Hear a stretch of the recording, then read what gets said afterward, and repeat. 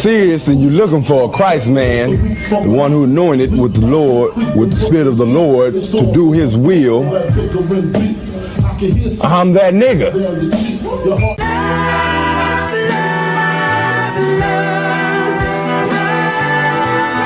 One West, 125th Street. Look, y'all put your faith in presidents like they gon' change this country. Run the league and let y'all play, cause y'all gon' make a money. Fuck Obama, he ain't come here on Congo. American honor don't lack no soldiers. Through the Spirit of the Lord, we don't lack no soldiers. You understand me? The same, black, Hispanic, native, they hate your ass the same. Hate Christ in they image, paint you as a slave. God ain't all love, scriptures say he hate African soft niggas, they know we not the same. School to prison pipeline to get you off the streets. Put you in the cell fully connected to the saint. Molested as a kid, she prostituted as a teen. The byproduct of Martin Luther King dream. They just took the yoke off, my nigga, we ain't free.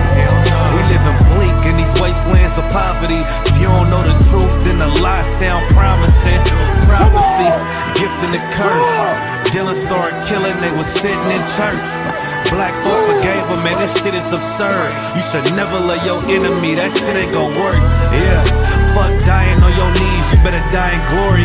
Man, I joined the UPK, taught me the art of warring. I took a nigga life like mine to be recognized. I feel that pain every day, it can't be reconciled. Pops banging, my sister a prostitute. My brother got life, and somehow I still found the truth. War ready, no cowards, no excuse. Fuck reparations, you can't bandage no open wounds. Blood on the leaves, body swing hung from a noose. I was on a run in Nashville and I found the truth. I called the school, classes being held by the shock on my life. I want to be a gangster like a cop. Do this for my brothers, real brotherhood. Everything we do, we got it out this book. My nigga, I can never be no African. UPK the only authorized acronym. I'm passionate about my brothers and sisters. We in hell, I ain't got nothing against them. That's another religion. If it ain't under your honor, ain't me murdered by them and got a hug from your honor. That's the way out for a coward in my observation. They don't fear the Lord, they indoctrinated. Wolves in sheep clothing, Joe Osteen. Real priest bringing back black royalty. One West on my headpiece, ranking order. Can't let them trick me off the streets, I gotta raise my daughter. I got brothers at the border ducking ICE agents. I got the name change, it was life changing. My family thought it was a game, put on all black, they said I was going through a phase. It's more of us in jail than it was slaves. Aquí somos la Escuela Israelita del Conocimiento Práctico Universal. Hoy estamos aquí con Lord Commander General Yohanan ISUPK.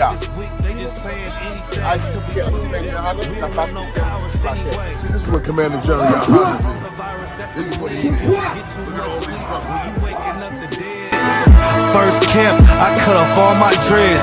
I took an oath when that oil hit my head. Niggas capping like they lids. I'm a priest, I never stick no fork in no pig. I was dead till I found out how to live. This brotherhood taught me how to be a man. I came back to my roots, I had to dig. A couple gaps I had to bridge. I got a rib, I'm married to this work. You wanna serve the Lord, he ain't in the Christian church. I had to dig. That's right. You wanna serve the Lord, he ain't in the Christian church.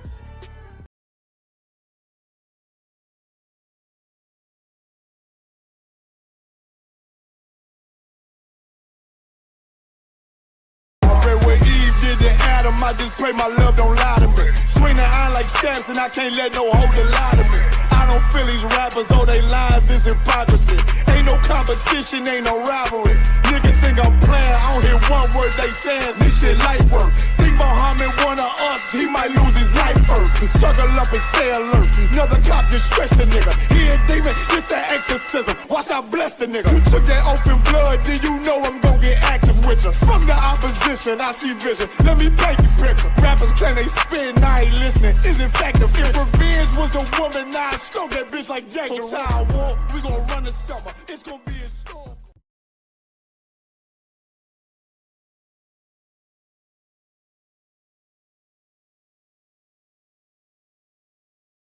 Hey, listen, brothers and sisters, man.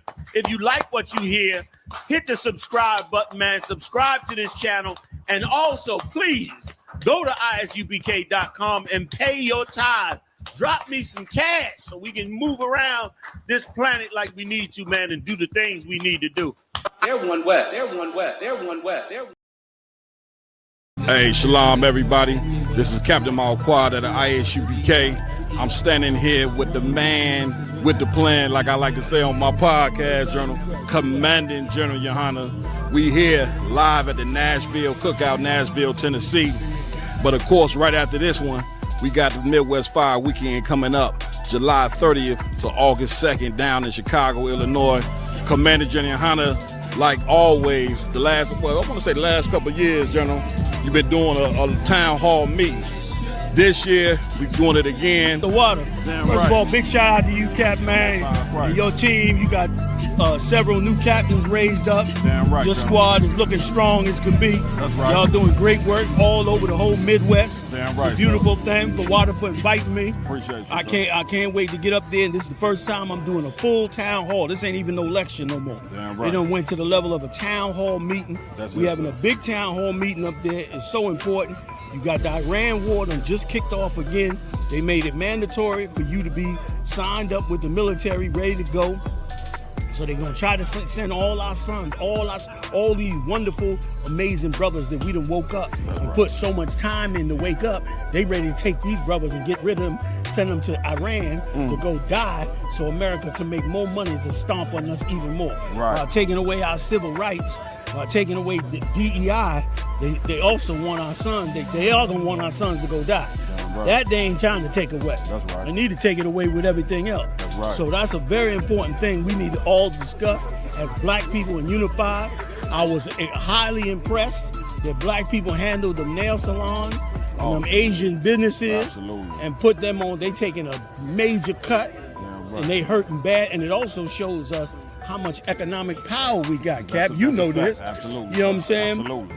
So we got that crisis going on. Right. So we got major trouble coming to our way. Damn So right. now it's time to have some serious town hall to seriously discuss what it is we need to be doing. Damn right. So I'm looking forward to that town hall meeting, man. Chicago. When is it? July? July 30th to August 2nd. July 3rd to August 2nd. And of course, that weekend is going to be the Midwest Fire Cookout. That joins every year. How many years running now, huh? I want to say 10. 10 years, a decade running. That's right. The Midwest Fire Weekend, Cap. You've been rocking that thing out. Man, I it's been appreciate a pleasure it. every year. I come all the way from the East Coast. That's right. Just to get out there and get it on. You know what I'm saying? Well, you know, John, it's been a pleasure having you. Most on You being the head of the nation and showing kind. brothers and sisters what it is to truly serve Christ. Town hall meeting is very important. Most it's very correct. important. Like always, man, General Yohana is doing this for our people, man. It's going to be free of charge. You in Chicago, show up. That's it. If you're not in Chicago, make the plans, come down, and come see what a real leader sound like, man. Yeah, man. And it's going to be off the chain. I already Yeah, know man. it. Because we losing a lot of the old guard. That's it. But we ain't going to let it go. That's you know right. what I mean? I'm coming all the way from New York to make sure I come in here and get with such a dynamic captain and all the men that work with him. So listen, you make the pilgrimage, town hall meeting. That's right. We're going to get it on, man. Where do we go from here, fam? Damn You know what I right. mean? We already showed our power with the Asian. That's it. Now let's think what else we need to step on. That's it. A whole lot we need to step on to Damn help right. us. Damn You know what I right. mean? That's it. So that's it. Damn right. Man, listen, you heard it at first. The actual day of the town hall meeting will be July 31st. It's going down. Heavy information will be dropped. Again, the water to you, General. Most You know what I'm saying? Come to the Midwest Fire Weekend. We got 4 days of amazing things going on, but the town hall meeting itself is the main event. Do not miss this. And with that, shalom.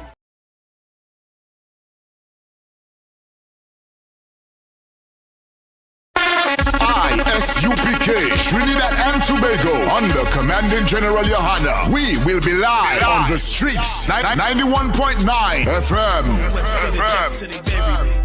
Every Thursday from 7 p.m. Hosted by Captain Zawapia Allah and Officer Maskoyak.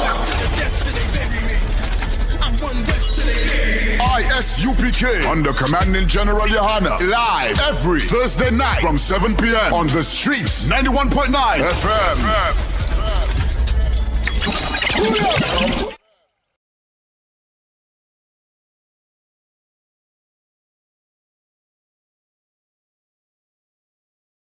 Hey, listen, brothers and sisters, man. If you like what you hear, hit the subscribe button, man. Subscribe to this channel. And also, please, go to isupk.com and pay your tithe. Drop me some cash so we can move around this planet like we need to, man, and do the things we need to do. They're one West. They're one West. They're one West. They're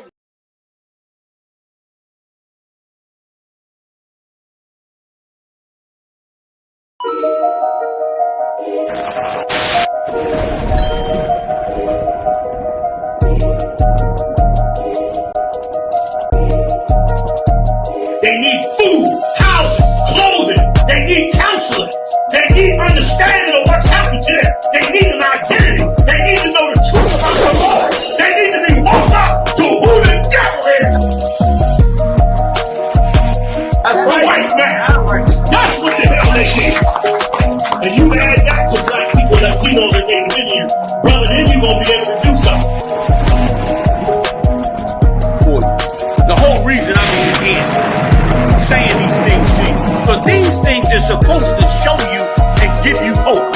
It's supposed to make you say to yourself, you know what, we got a kingdom coming. You know what, the Lord's judgment is coming. You know what, let's change our life.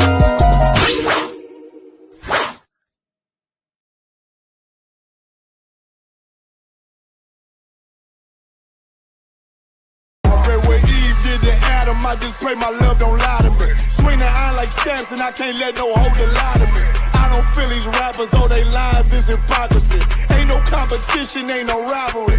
Niggas think I'm playing, I don't hear one word they saying. This shit light work. Think Muhammad one of us, he might lose his life first. Suckle up and stay alert. Another cop just stretch the nigga. He a demon, it's an exorcism. Watch I bless the nigga. You took that oath in blood, then you know I'm gon' get active with you. From the opposition, I see vision. Let me paint the picture. Rappers claim they spin, I ain't listening. Is it fact if revenge was a woman, now I stroke that bitch like Jack the Ripper. War, we gon' run the summer. It's gon' be a storm.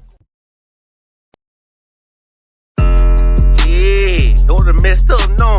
Bad news, fit to beat your home, nigga. Yeah. Go on, get on that ass real quick one time. 144, baby. They said you get on, you gon' represent, I said of course. Soon as they crank that beat, I ride that bitch just like a horse. She about to go dumb, yeah, bitch me whole car. You ain't know they call me Obi-Wan, I come with the force. You gon' ride, yeah, of course, get it lit up like a torch. You even low on this door, so that bitch is either or. Yeah, I know them niggas ain't cut like that, I swear I'm to our core. Wait up, let me make a call right quick, I'ma start another war. I was hurting when she left, but I don't care about any part.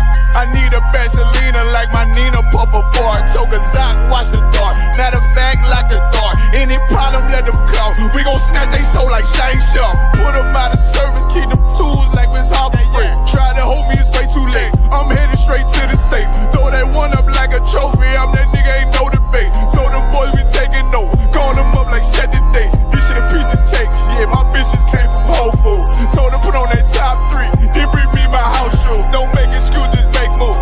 These niggas ungrateful, gotta show them UPK rules. I make hits like I can't lose. They said you get on, you gon' represent. I said of course.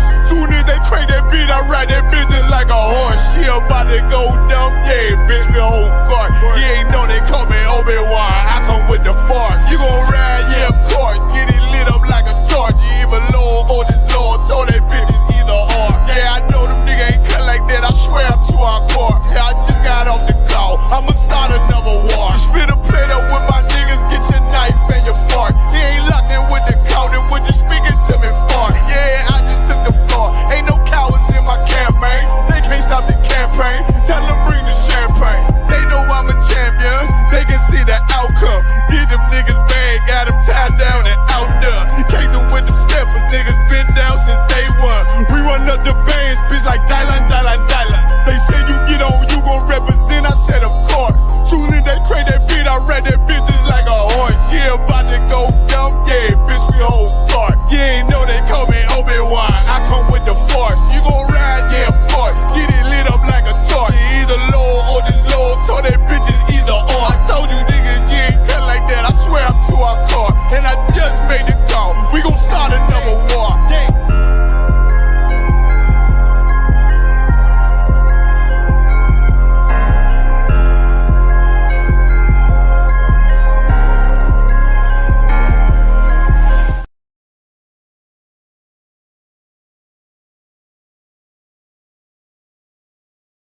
Hey, listen, brothers and sisters, man.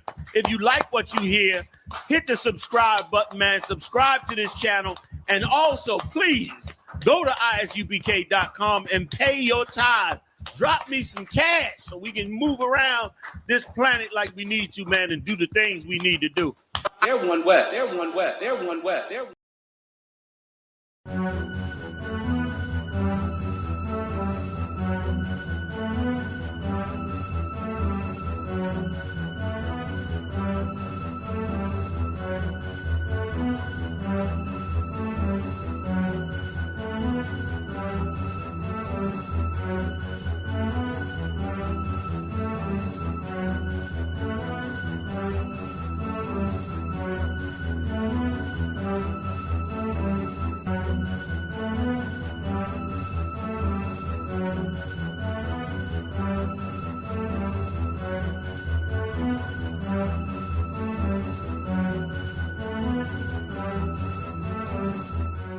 I'm gonna test it. Oh shit.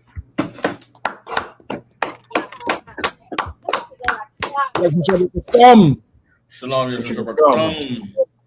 Hey, what's going on out here? All the sisters tuning in. We back again Wednesday night Black Watch, holding it down for Commander Johnny Hanna on this channel. Like and subscribe, man. Like, share, and subscribe. In general, on this all the time. Shorts, podcast, videos, might pop in, might not. Who the hell knows? You know what I mean? Hardest working man in Israel. Like and share everything, man. You know what I mean? Big up for sure for holding this thing down, because this kingdom falls, brother. The UPKs, you know, creme de la creme, rising to the top, boy. Rising to the top with everything. All the wisdom, the understanding, prophecies. You know what I mean? The generals already said these ICE agents was abusing their wives and shit. Come to find out, the last one who shot the brother in the ICE stop, his ex-wife came out and spilled the beans. Spilled the beans, spilled the milk, brother. Hey, I'm gonna look for the audio. They say he picked up the 13-year-old daughter and threw her through a coffee table. Dang. Threw the broad through a coffee table. They say he would come in the shower with the wife and stick a gun to her head and say, "Listen, you know I could kill you anytime. I could kill you." She was living in terror. And brother, they say she would report it, and because of his military connections and police connections, they wouldn't do nothing. And she was saying this shooting is really their fault because they didn't listen when she made the report. Brother, this world needs us to lead and to rule it, because these heathens are they're not fit for rulership. Their rulership, it has a elastic limit. It stretches to a point and it can't go no more. You know what I mean? It's just they get tired, they get fatigue. They get what is this? How to say white fatigue and black fatigue? They get fatigue of justice. They can't dispense justice anymore. This is too tiring for them to do it. We need to be in charge, brother. We need to be right here. So we're gonna rock and roll tonight. Wednesday, y'all hang with us, y'all roll. You know what I mean? If there's any stories that y'all wanna hear us go into, you could always post it in the comment section. You know what I mean? Post it up in the comments, or send us the link of the story. You know what I mean? At this point, the whole nation is a newsroom. You know what I mean? Because these newsrooms and newspapers getting shut down, they're getting bought out, they're getting all kinds of things. So they're getting bribed, you know what I mean? They're getting bribed. So if you're hearing about something and seeing something that ain't in the major news, you know what I mean? Just send it in or send a message, post it in the comments. We'll deal with it right then and there. That's so, right. Yeah, you know man. Where y'all wanna start? If I could, so we can start with the white man is the devil that the Bible speaks of. You know what I'm saying? All these stories we're gonna go into tonight is just highlighting everything that Commander General Yohana and the men of the ISUPK has been teaching since 1969, which is that this empire and this oppression that we are under is something that is only be explained in the Bible. For black people, for many years, we've wondered, man, why do these people hate us so much? What did we ever do for them to treat us so cruelly? What did we ever do for them to, despise us and hate us so much? Man, the answer to that is in this book called the Bible. The same Bible that your grandmama had sitting on her mantle, the same Bible that they would go and sing songs in church, but never would open up and read. The answers to understanding our oppression and the keys to us being able to get free and to come back, to the greatness that the Most High once gave us is inside of this book. And only in the Israelite School of Universal Practical Knowledge under Commander General Yohana are you going to be able to get the knowledge, wisdom, and understanding that is contained in this book to know how to, do what it is that the Lord called us to do, to be the people that he called us to be so that we can reclaim our righteous place on this earth, man. You know what I'm saying? Like in these days that we're living in, the oppression and the cruelty and the evil that we're going to see on display was prophesied in the Bible. And so for us as a nation, as God's chosen people, we have to understand that the wars that we see and being fought, the fight that's going on outside, is not our fight. Our fight is internal, meaning we got to turn back to, we got to correct ourselves and become who the Lord called us to be so that we can be delivered, man. But if you want to understand what's going on in this country, you want to understand why, things are getting so much worse and why there's so much cruelty and evil and wickedness in the earth, you're going to get the answers right here in the ISUPK. That's right. That's right, that's right, brother. Listen, man, where you all want to rock with? You know what I mean? And Sako, that's so heavy because this is a time that's, I would imagine, is very confusing to somebody in the world. It's very, if you plugged in, you'd be like, let's imagine you're a young brother or sister, and you're looking at the situation with Nolan Wells, or with so many of the brothers and sisters that went missing, or like even the sister for the young sister who was handcuffed recently in South Carolina, and it was an old white man who was pretending to be a cop. You all remember that? And she was running, she got out of the car and she ran, and a truck driver saw her and stopped and called the police. I remember the white man wasn't really a cop. He was going to violate that sister and kill her. Like, even if you're a young person, you may not be in the truth, you may not have, parents around or adults to school you and help you out. And you might be seeing these things with Nolan Wells and Carmelo Anthony, and you might not be able to make sense of this. Just think back to before you understood the truth and you're seeing it, you know something wrong, but you can't make no sense of it. And church telling you can't be angry, you can't be racist, you can't call a spade, but even the white man would demonize pit bulls. Remember, pit bulls was a problem, and they say, well, I think in Maryland, the state of Maryland, you can't buy a pit bull. If you had one before, that's fine, but you can't get a new pit bull right now. Constant. It's illegal because would you say Maryland is pit bullist, like a racist? Would you say Maryland is evil? You would say, okay, no, not every pit bull is the same, but the ones that have done violence is enough for us to say we have to ban these animals. So now imagine where that shit should apply to these oppressors. It's not. And you go into school with them and they laughing and making fun. Remember with Trayvon Martin, they did the Skittles and they had the whole Trayvon Martin challenge where you had to bend up on the floor and the Skittles. Imagine you're a young child seeing all of that and you don't understand what the hell is going on, brother. It's a rough time to be in the earth. It's a rough time to be Black and Latino experiencing the pressure, the oppression of America without the truth. Rough. It's absolutely rough. I pray for all people out there who haven't woken up to the truth just yet to find the truth and gain understanding, because this thing could make you an addict. It could make you suicidal. It could drive up depression. It could just make you so much a shell of yourself, make you ineffective, make you not being able to take care of yourself or your family. So much people suffer because of the oppression we experience individually and not able to cope with it individually. And it trickles down. It affects our whole community, our whole society.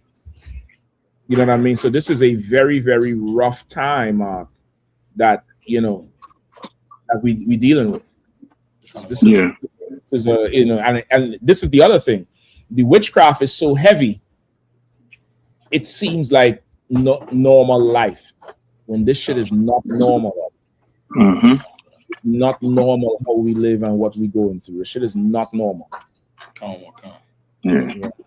And so, like I said, if I could, what you just said was heavy. You know what I'm saying? Especially that last part, that none of this is normal. You know, for some of us, you know, having kids is just let me know how much time has gotten away from me. You know what I'm saying? Like when I came into the truth, so like I was a young man. I don't know what's going on with my camera. When I came into the truth, I was a young man, but you know, the world was cruel and evil, and there was a sense of it isn't supposed to be this way.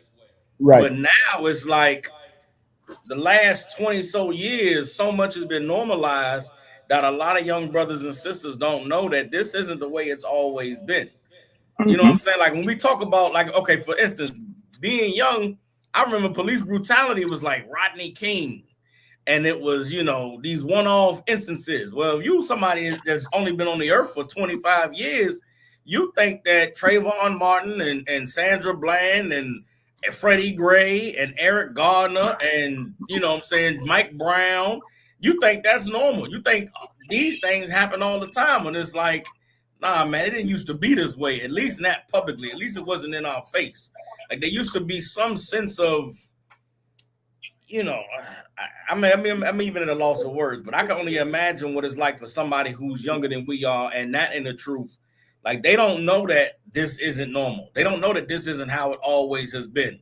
That they're, you know, so for them, it's like to ask them to stand up, to ask them to push back, to ask them to, you know, be proud of who you are and who the Lord called you to be is almost foreign. Like, and I'm starting to see it sometimes when we out there on the streets teaching. It's like there's a younger generation that's like, what y'all mad about? It's like it's always been like this. We always been oppressed. The white man always been empowered, in control, and it's like, nah, brother. Like we've been so terrorized in this place that to be terrorized is normal. It's like, what y'all mad about? Why are you complaining?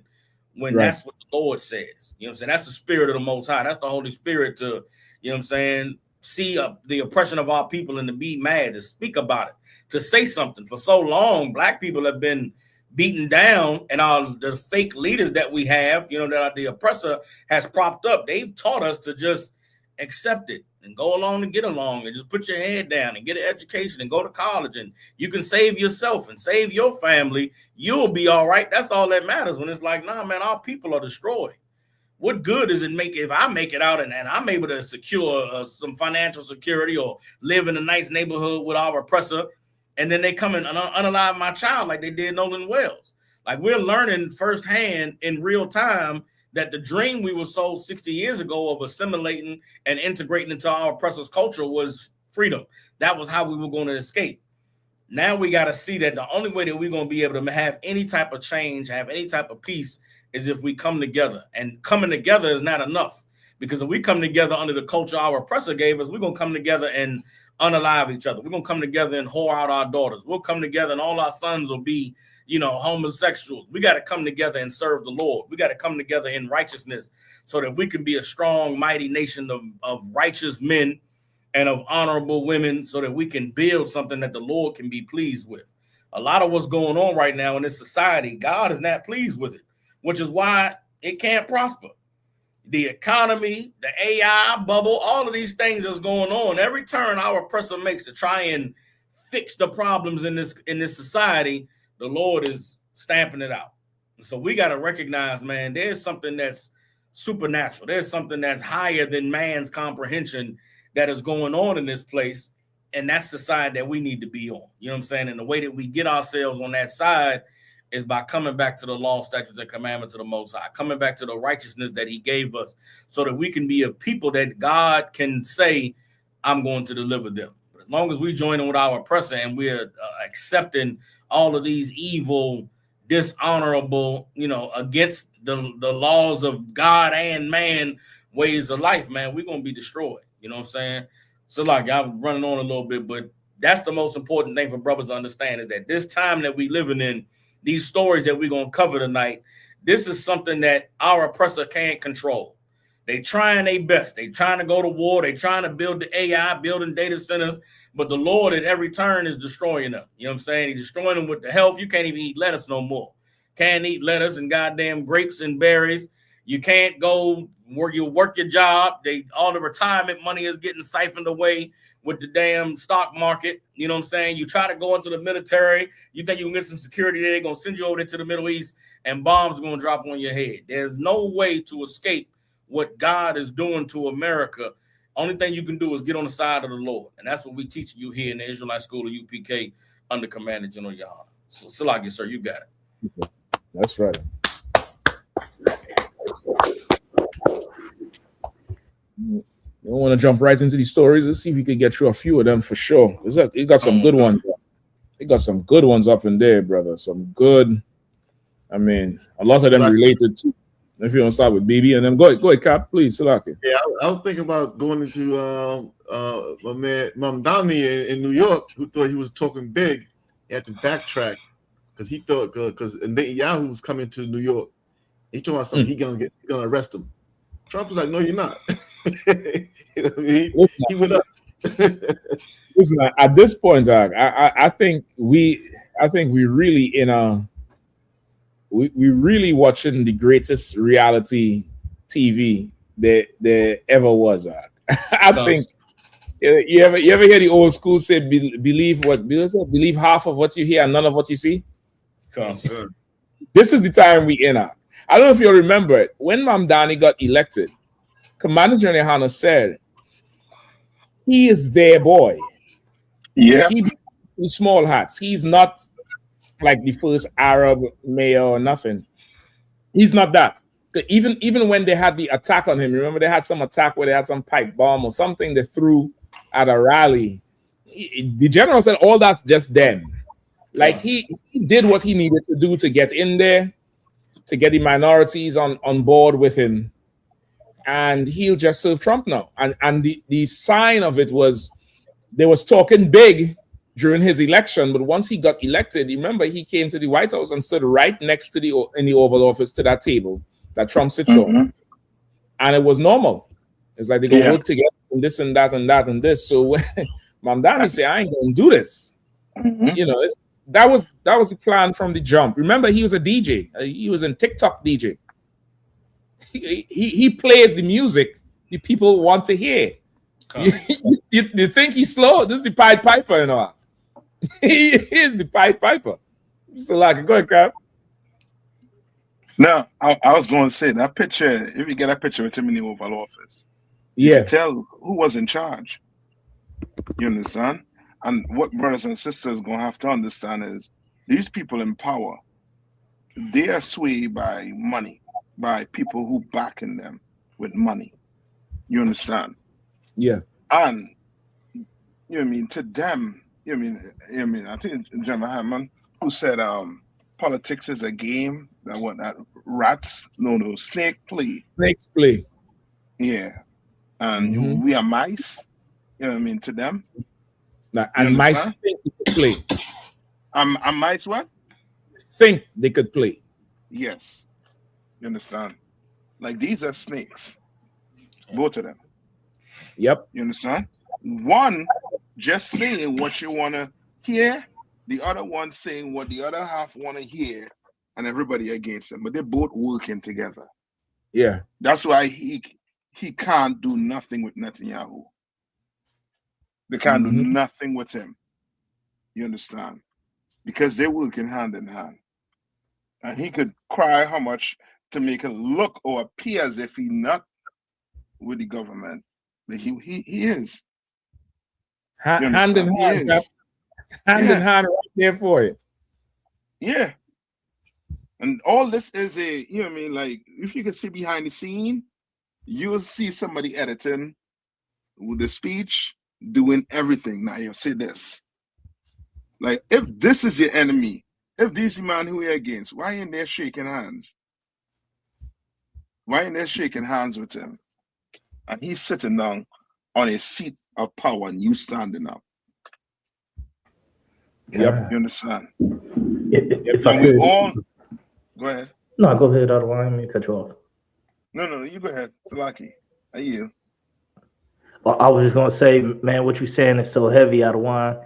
It's if you think that there's gonna be some type of politicians that's about to get all rebellious and stand up for what's right, and make the stand up against the evil powers and the president and go out and fight for the people.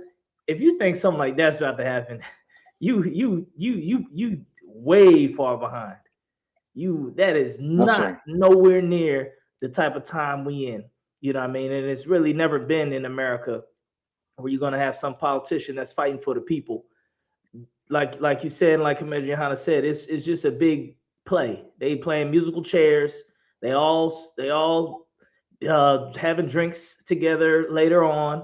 They all probably dealing with the same prostitutes and just putting on a show. Just putting on a show for the people. Like, oh, I'm against Bill 1995. No, I stand for Bill 1995. It's for the people. And then we just sit back, yeah.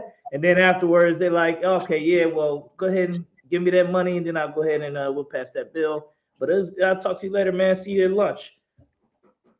That's what's really going on. If I could, sir, it's kind of like Kapash is saying. It's kind of like when you find out that the prosecutor and your lawyer and the judge go to lunch together. Yeah. He said, you look around, they're sitting there together talking and planning to have a picnic later. I mean, you just there in limbo. I mean, so you don't know who to trust.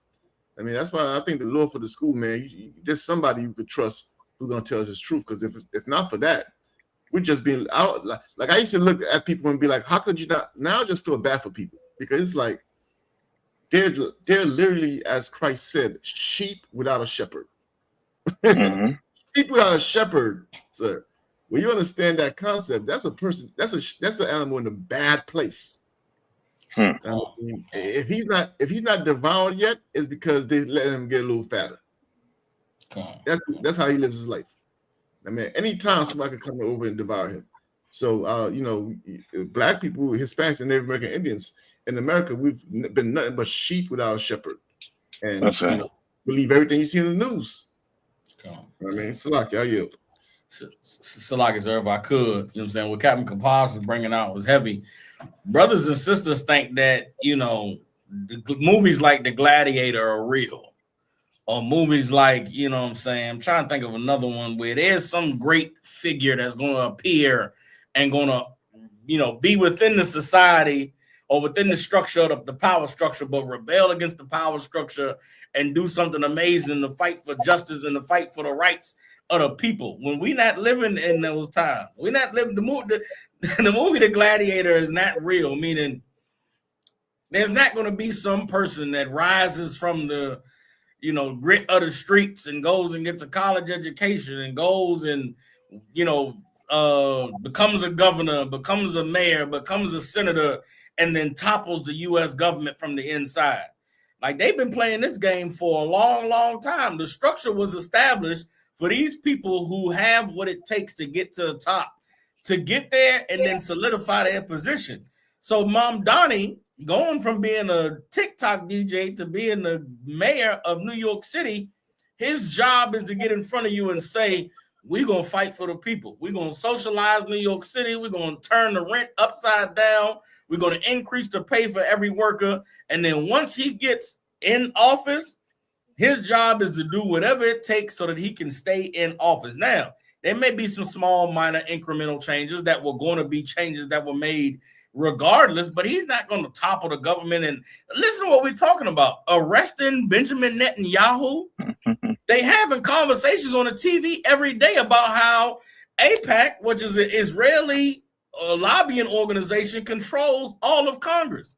Didn't they pass a bill last week now this might be, I might be getting my news confused with internet conspiracy theories because it sounds like a conspiracy. But didn't they merge the U.S. U.S. military with the Israeli military?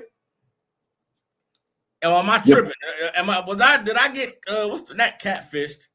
Did I get caught up with the news? Is that a real story or they call it a deep fake? It was deep fake. So I got deep fake, Salakia. No. I don't know if it's true or not. I think I heard something like that. That there's some sort of overlap. It's not a merge, but it's some sort of overlap with some of the branches and the Israeli military.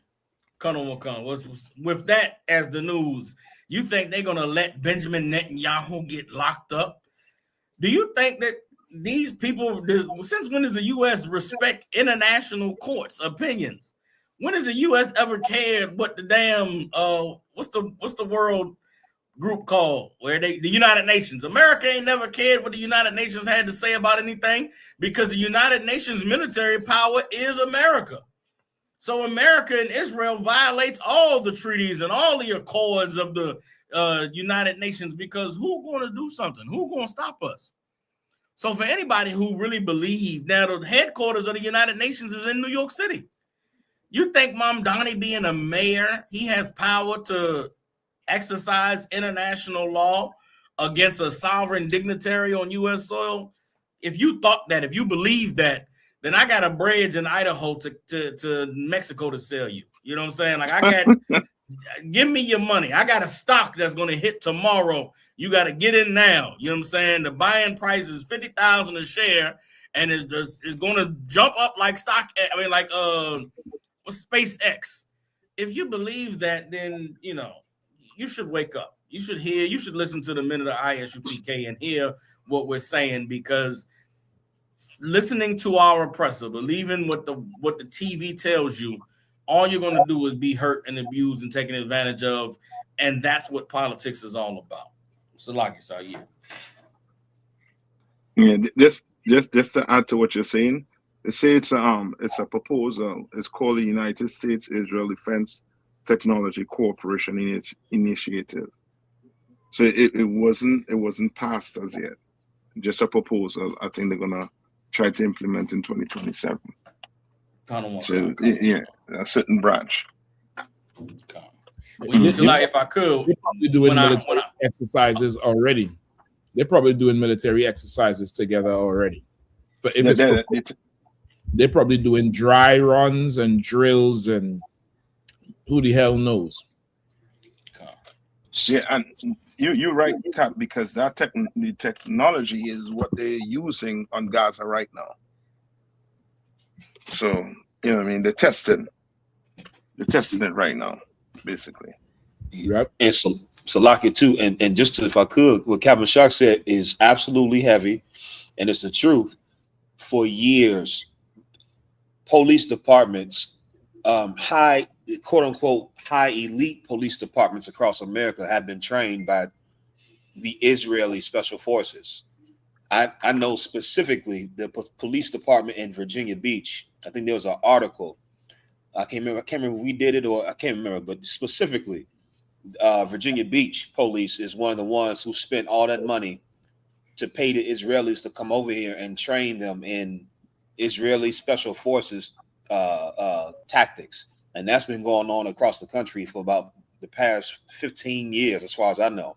So they definitely already, like what Captain Shock was saying, it's all that's already been taking place within the police departments.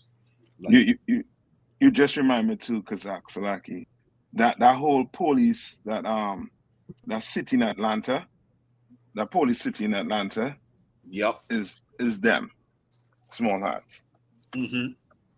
Kawakan. You know what I mean? So they already tied all the way in. They just need paperwork now to, you know what I mean, bring it all the way in. You know what I mean? A year.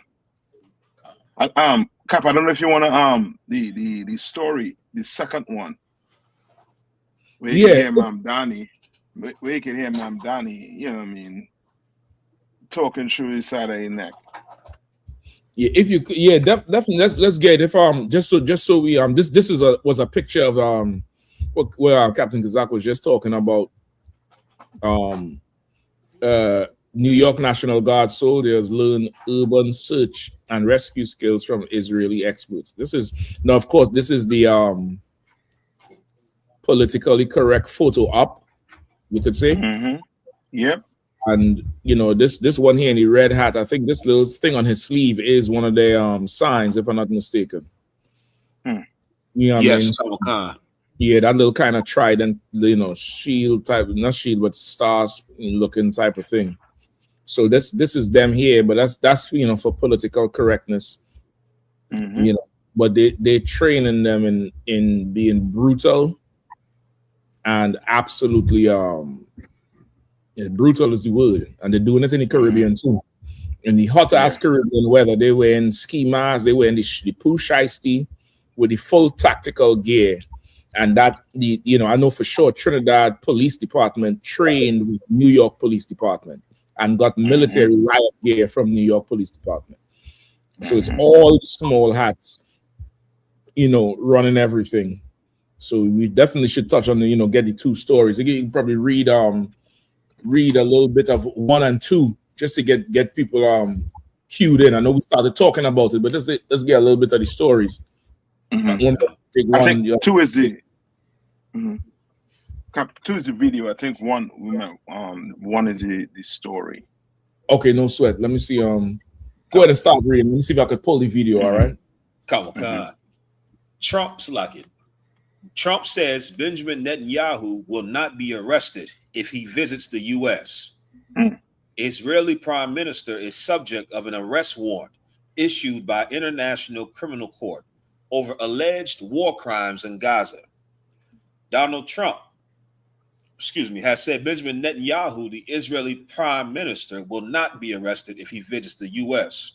His comments came days after Zoran Mondani, the New York City mayor, said he was exploring whether his administration could arrest Netanyahu if he visits the city during the UN General Assembly in September. In a Truth Social post on Monday, Trump said Netanyahu, who has been the subject of an International Criminal Court arrest warrant since November 2024 over alleged war crimes in Gaza, will not be arrested in any way, shape, or form while in the United States of America. Trump added that Netanyahu is fighting against the Islamic Republic of Iran and said the only ones that should be arrested are the people that led Iran into this unprecedented spiral of death and destruction. So like, yeah. Wait, go ahead. You ought to arrest yourself then, because you start the war. Right. Go ahead, Cap Salaki. Nah, like, you know what I mean? That's just sure, you know what I mean? The Bible, you know what I mean? Right now, that Job 9 and 24 is screaming, jumping out at you. The earth is giving into the hands of the wicked. These are evil people running this earth. You understand? Evil and wicked people running this earth. You know what I mean? And it was evil for these other nations to think that black people was the fault for the way we were. You understand? It's evil. Like, just imagine this man, the same court America set up after, I think, World War II. After World War II, they went and set up the ICC, or ICJ. These both courts. He is wanted by them as a war criminal, as a genocidal maniac. And you inviting this man in? Which lets you know, like, this whole, now black people should go and check when they say war on drugs.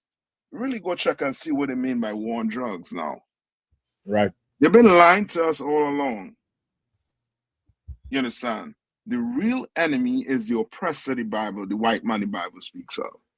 He's the enemy to blacks, Hispanics, and to push it to the entire earth. Yeah. He's the problem on the earth right now. You understand? You could throw the Russians in, you could throw the Ukrainians in, you could throw the Israelis, you could throw America in. They're the problem on the earth right now. They are. Like, just imagine that. Like, you have this man is charged for being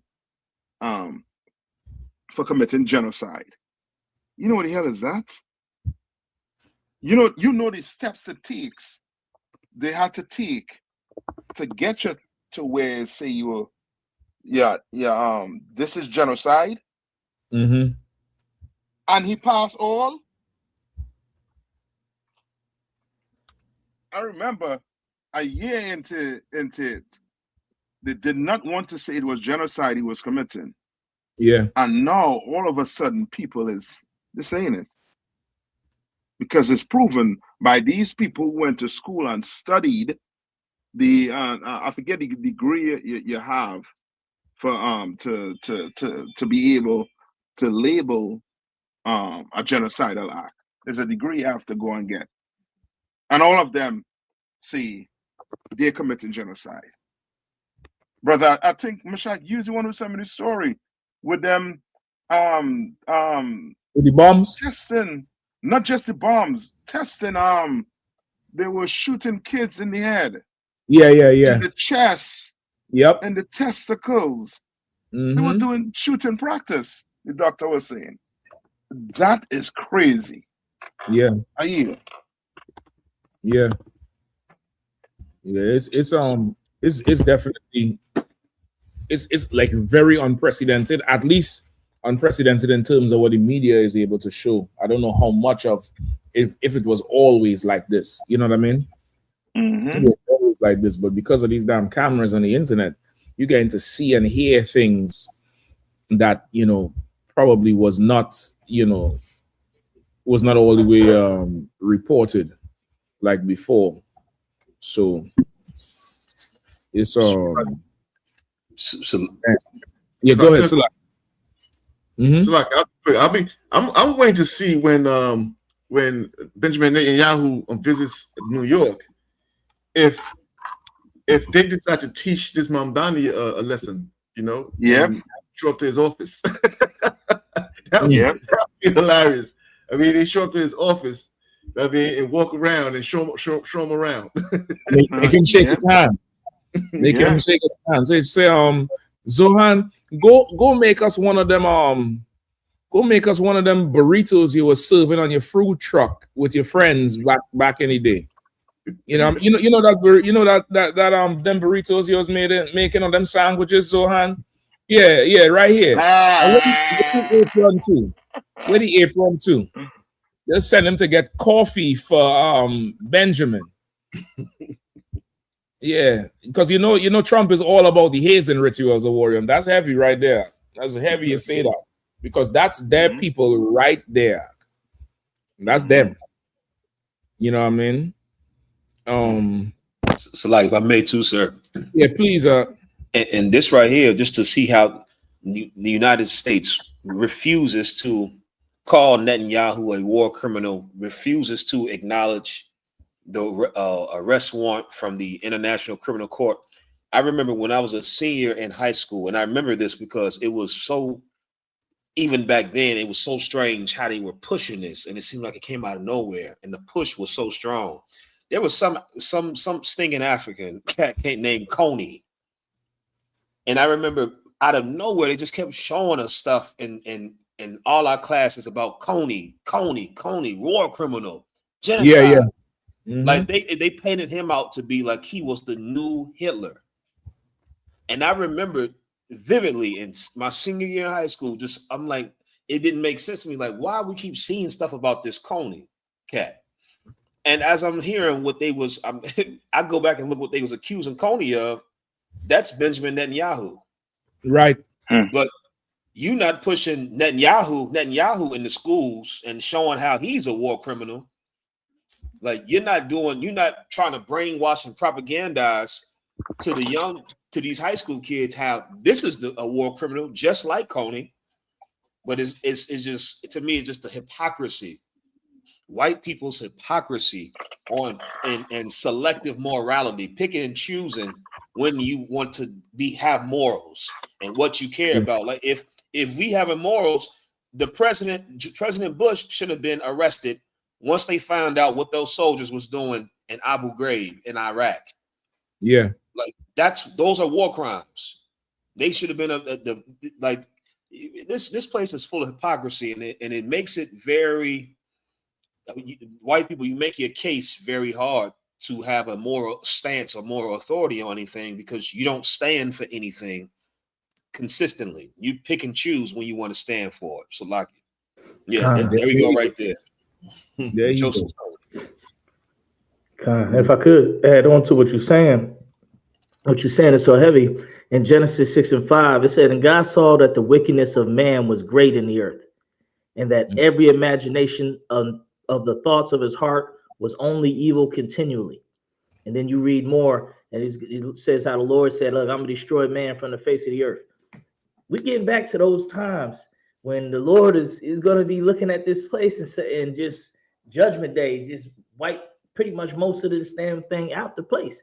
That's why the prophets is here to tell you, like, it's bad. Like, this is basically turned into hell on earth with demons, outright all running the whole country. Demons, devils, where like it was in the scriptures where the Lord said, I got to just clean slate. I got to just basically tear everything out. I'll save a couple here and there. He saved Noah and his 3 sons and restarted. Like, that's what the judgment day is coming. And that's why we've been teaching. That's why the prophets is here. So you can get right, so you can avoid the judgment, because all these people who are just going along to get along, NPCs, which is they call non-playable character, which is somebody who just do what they programmed to do. Right. You being like that in this empire, following what this empire is teaching and pushing on the earth, you ain't gonna make it through Judgment Day. You know what I mean? You ain't gonna make it through Judgment Day because you're gonna be doing the same thing everybody else is doing. What they said they was doing before the flood, giving in marriage. Basically, everybody's just having sex. Right. And that's it. Just looking around, and that's what this world is. This kingdom is trying to push our people to so much hopelessness to where only thing that really matters is just getting ready to have some sex again. Like, we're just a bunch of whores and whoremongers. Like, that's what it's trying to push our people to where we don't consider nothing else. You know what I mean? Because of all this wickedness, and we don't have no guidance, and we just like animals. Just I don't know nothing about none of that stuff. It's bad, it's wrong, but shoot, I'm just worried about where I'm gonna have some sex again. These hoes and these women, the hoes is worried about where the men at. Give me some money. Let me get some money. That's what this empire is pushing. Just straight madness and foolishness. Yeah. So like I said, if I could also too, what would America look like locking up Benjamin Netanyahu for war crimes when America's doing to black people what Benjamin Netanyahu was trying to do to the Gazans? Like the whole Israeli plan is them taking a page out of the America's book. They want to do to Gaza what America did, what the white man, what America did to the Native American Indians. They're trying to forcibly remove some people off of their land, and the way that they're doing it is by unaliving them, by just poisoning them, unimaginable cruelty and terrorist acts, and they're getting them off the land. And now they're starting. I've seen in the news stories, they building ditches, mile-long ditches, so that nobody can even cross back into the land. They building up sandbag walls so that people can't come back into the territory that they've taken. Like, America doesn't have any moral standing to tell Benjamin Netanyahu or anybody else that what they're doing against people is wrong, because look at America's track record. Like, what America actively is doing right now with ICE against us Latino brothers in this country. What they want to do, what they're doing with the prison industrial complex with black people in this country. America doesn't have a moral standing to point the finger at anybody and say, oh man, you're committing crimes against humanity. So of course Donald Trump is going to come out and say, yeah, Benjamin Netanyahu good to go, man. He's safe here. Why? Because Donald Trump want to be able to go other places and be safe. Like, if America was in a position to be able to arrest someone like Benjamin Netanyahu, just like Donald Trump said in his statement, Benjamin Netanyahu is fighting a war against Iran, and the people that should be going to jail are the people that propped up this regime and enabled them to be able to acquire the wealth and that power they have. That's Donald Trump condemning himself. Like he's the reason that the Iranians have gotten all this money, are in position to lock down the Strait of Hormuz. So of course, you know, it's like there's no honor among thieves. You know what I'm saying? Like meaning the thieves working together are not going to lock each other up. They're going to defend each other and make sure that everything is all right and they can flow and do what they want to do, because that's, you know, it's helping support. They're helping support one another. What the Israelis are doing to the Gazans, they have the full support of the United States of America. And what America is doing to Black, Hispanic, and Native Indian people, they have the full support and the assistance of the Israelis. So like it, sir. Listen, Cap, I wish it was just that simple of, you know, no honor amongst thieves and they're working together. Trump know he cannot arrest Bibi because a tape will be released from prison of Trump and a 13-year-old girl. A tape will be released from prison of Trump with was the one who he was with? Bill Clinton. Come.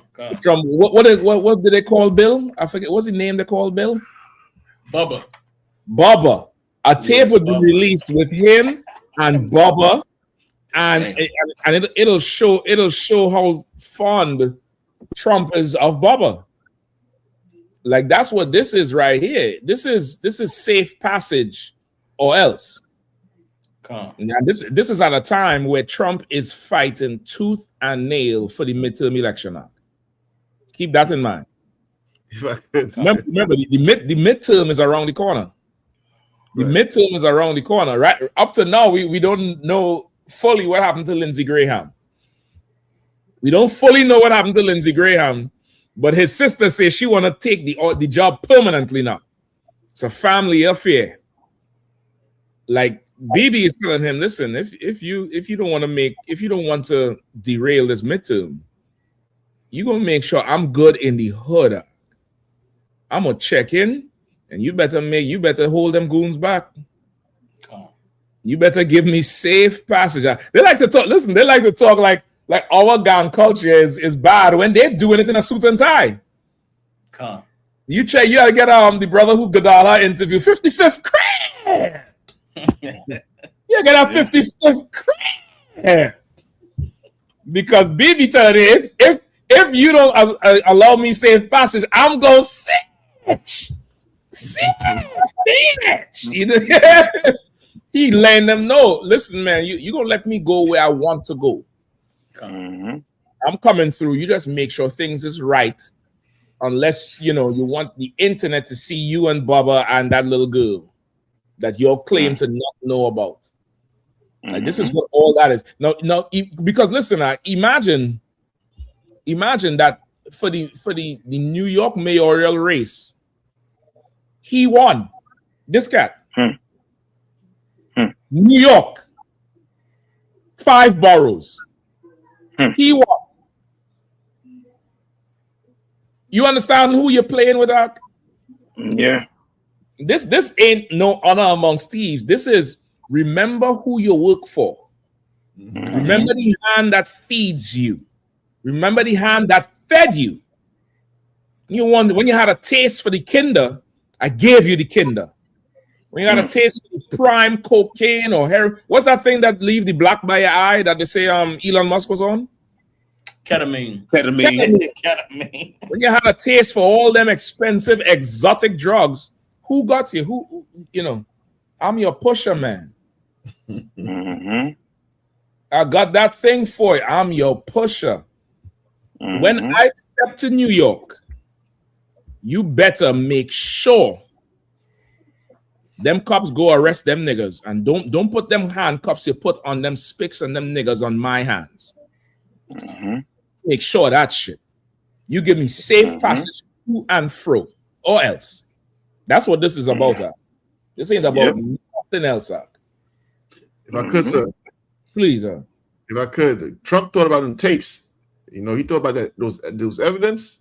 And he said, let he who is without sin. He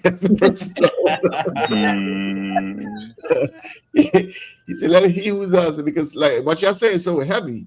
Because he understands that if he's a war criminal, then we're all war criminals. And he knows, how the system works. They can refer to some court case where somebody else got convicted and say, well, we got to convict you. So they're not putting their necks on the chopping block like that. They'll never take such a risk. Listen, I get that. This ain't got nothing to do with I'm a war criminal, you a war criminal. This ain't have nothing to do with that. Remember, Trump is the man who made fun of John McCain or John Cain. Yeah, John McCain was by all American standards a war hero. Captured. You know, remember he couldn't lift his shoulders up. That's from being in that cell for I think it was a year or 2 years or something like that. It was like a cage or something he was in for so long where he couldn't really move and his muscles suffered atrophy. And they came for him. He sent his men home before. He said he's gonna stay being a POW so that his men could go free. Trump called him a loser. He said good soldiers don't get caught. Now that would be a moral dilemma. That would be like, well, I never served. I can't talk about him. He served. He went out there. That would be a moral question. Now, if John McCain had tapes, Trump wouldn't make them statements. This have nothing with morality, brother. It have nothing to do with morality and moral code. And who am I to lock Bibi up when we did this to that would mean he cares about the victims. That would mean it's like, well, you know, I really did this. I can't do that. You know, my hands is dirty. I can't do that. that would mean Trump got a conscience like David. Well, I can't build the kingdom. My hands is too bloody. My son got to do it. Nah, this ain't about that. This is about tapes, VHS tapes, Betamax tapes, CDs and DVDs, 3 for $5. 3 for $5. You see the new Trump, the Trump talk, the bootybooty.com.trump. You want to see White House magic? I got it here for sale. That's what BB telling me. BB telling him. You remember Cinemax we used to call it Skinemax back in the day. Those of you who old enough to remember. Trump After Dark, part 24. This is that thing, This is straight up thuggery, criminality, top level mafia man business. This is that. He has to go over me. I have to yield to him, or else I'll have my place and my seat removed. This ain't about morals. Morals. He would deport an immigrant, and his wife is illegal. Wife was bought to him by Jeffrey, gift wrapped. This ain't about morals at all. Don't even think he has morals. He has zero more. Listen, the World Cup was Sunday. Spain won. He walked over with the president of FIFA holding the trophy. He want to be in it. They gave the captain the fucking trophy. Now the tradition is the captain gets the trophy. They call 3, 2, 1, and the fireworks and confetti go up, and then the captain lifts the trophy up like this, and they all jump up, and they're trying to usher Trump out the frame. It's like, come on, go. Trump waved off the FIFA president and stood right there like he was a Spaniard on the damn team. Morals. This motherfucker, yeah, he ain't got no morals. Morals. What the fuck is that shit? No squabble. I forget. he ain't got no scruples.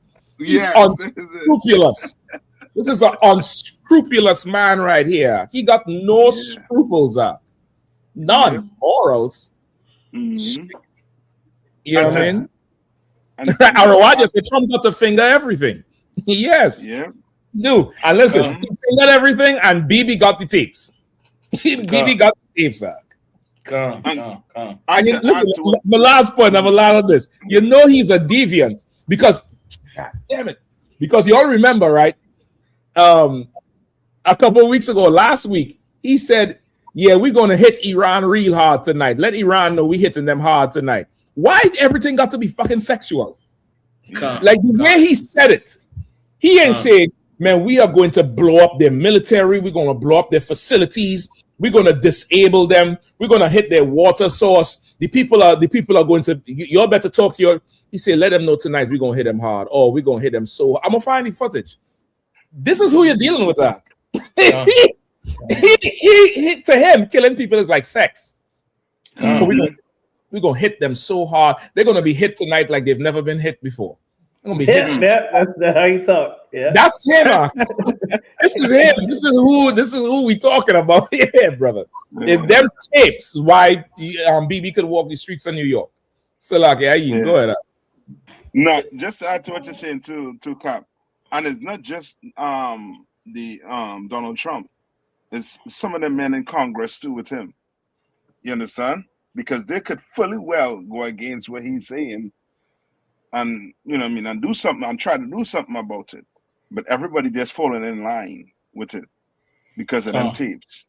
You understand? They very well know what's going on. It's almost as if, they have a certain level of understanding amongst each other. You understand? Because lo and behold, Sako, while he was speaking on the America and their crimes, against God chosen people, you all remember when America apologized for slavery? What year? It was in 2008 to 2009. They gave a formal apology. You understand? Which lets you know you're apologizing for slavery, but then you coming on the same back and what? Committing a genocide, being in league with a genocide, which means America didn't care about your slavery. Right. They never cared about your slavery. They just do it just to save face, so that they could look as if they have some, sympathy. They understand they did something wrong. You understand? This here is showing you that slavery to them was a must. You understand? It was a must, and Black people need to know their place. Hispanics need to know their place. Native Indians need to know their place. They don't give a damn. Otherwise, you won't be doing another genocide. Hand in hand, because the bombs they say they're using on them people it's ridiculous. I yield. If I could add one quick scripture, man, what you saying? It's heavy. Jeremiah 13:23. Can the Ethiopian change his skin, or the leopard his spots? Then may ye also do good that are accustomed to do evil. Like, they are accustomed to doing evil. They're not accustomed to doing good. So when you Blacks, Hispanics, and Americans, when you see these people, just know, they're on a different like atmosphere than us. They're on a whole different level than us. They so different than us. Like the scripture says, two manner of people shall be separated from thy bowels. Like, you could never think like they think. The way they think is in a whole nother dimension. The way they think, the way they see things. They are the way you would try to do what's right, and to them, they're trying to do what's wrong. They're trying to figure out how to make their evil profit them. Like, okay, how can I profit from this evil? And that's all they care. That's all they are. It's just the evil. Like the scripture says, they were born. Or what did it say about it? The wicked are estranged from the womb. Yeah, they were born this way. You can't fix these people, and it's crazy how they pushed on us like we're going to change them by being beat by them, by getting our children, our churches bombed, and our kids unalived. We're going to change them, and then made it seem like we changed them when they didn't change. They just figured out another way for their evil to profit them. Yeah. In a new package, you know what I mean? And then at the same time created a prison complex that got more people in prison than slavery. So, at the same time putting us in slavery all over again. The track list of evil is as long as it can be. Like they starving out Cuba right now. They tried same thing they was doing to Gaza, blocking the trucks from sending aid. America's doing that to Cuba. In all these and all types of other places they're doing it too. Venezuela, Haiti, different things that they're doing. So, it's just a crazy thing, and it's hard to wrap your mind around it if you've been so Christianized. Like if you've been in that Christian church all this so long, and you still got that Christian mindset, you're gonna be like, we got this. There's all what do they always say? There's some good. Some of them are good. When Christ said there ain't none good but God. So you going against what Christ said, trying to say there's some good white people. So it's just a lot to consider with these devils, man. Yep. Where you want to go next? We don't. Oh, let me play this Mamdani video. The one from the article, real quick. All right. No volume, Carl. Against the Palestinians. Benjamin Netanyahu is a. You could hear now? Yeah. Benjamin Netanyahu is a war criminal, the architect of a horrific genocide against the Palestinian people. He is responsible for the killing of more than 73,000 people, for the maiming of tens of thousands of children, as though they survive undergo amputation without anesthesia, for the targeting of neonatal hospitals and maternity care centers, denying newborns even the chance to live, for the countless people he starved as he blocked food and humanitarian aid from reaching them, for the gunning down of hundreds of aid workers and journalists. And just last month, the UN confirmed that Palestinian children continue to be deliberately targeted and killed by Israeli armed forces, more than 8 months after the so-called ceasefire. The list goes on and on, all as we, as Americans, pay for the bombs that do the killing. There is a reason the International Criminal Court issued a warrant for his arrest. As human beings, we have spent generations building a shared understanding that there are crimes so grave they offend all of humanity. Anyone with their eyes, with their heart, with their conscience should recognize the devastation he has wrought and understand that he belongs before a court of law. As I've said, I agree with the ICC that Benjamin Netanyahu should be arrested and tried for his crimes, as I do for anyone else charged by the ICC. My administration has reviewed every avenue available under applicable law to determine whether New York City could execute the International Criminal Court's arrest warrant if Benjamin Netanyahu came here. It is clear that we determined whether New York City could execute the International Criminal Court's arrest warrant if Benjamin Netanyahu came here. It is clear that we do not have the independent legal authority to enforce this warrant. The federal government, however, does, and I call on them to join the ICC and execute this warrant. And I want to be equally clear. Benjamin Netanyahu is not welcome in New York City, nor is any other war criminal at large. While we cannot end the genocide on our own, we can decide whether our silence will become another weapon, and we can examine every tool we have to defend the humanity and dignity of all people. That is my commitment to you. Brother, if you don't understand what confusion is, if you don't understand what Babylon is, this is what Babylon is. You the mayor of New York. You said he's not welcome in New York, but you can't arrest him, and you believe he should be arrested, but you can't arrest him. So what is this? What is he trying to say? Like, as he's talking, Cap, I know you know exactly what the fuck I'm talking about. As he's talking in the beginning about, I agree with the ICC and his genocide, you know what I envision in? A Chappelle skit, where he's saying he belongs in a jail. You should bury him under the jail. Just not my jail. Gotcha, bitch. Gotcha. You know, Chappelle would do that shit when he lead you down one road and then say, well, not me. I'm not doing that shit. I ain't doing nothing about that. But I believe he should be there. Like, it's such a goddamn joke. It's a joke. Like, what can you do? Nothing. Nothing, because you know, this is you.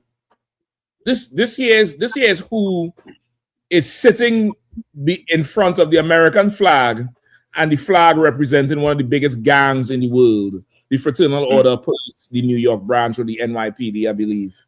Oh, is that New York flag? Who knows? It looked like Irish.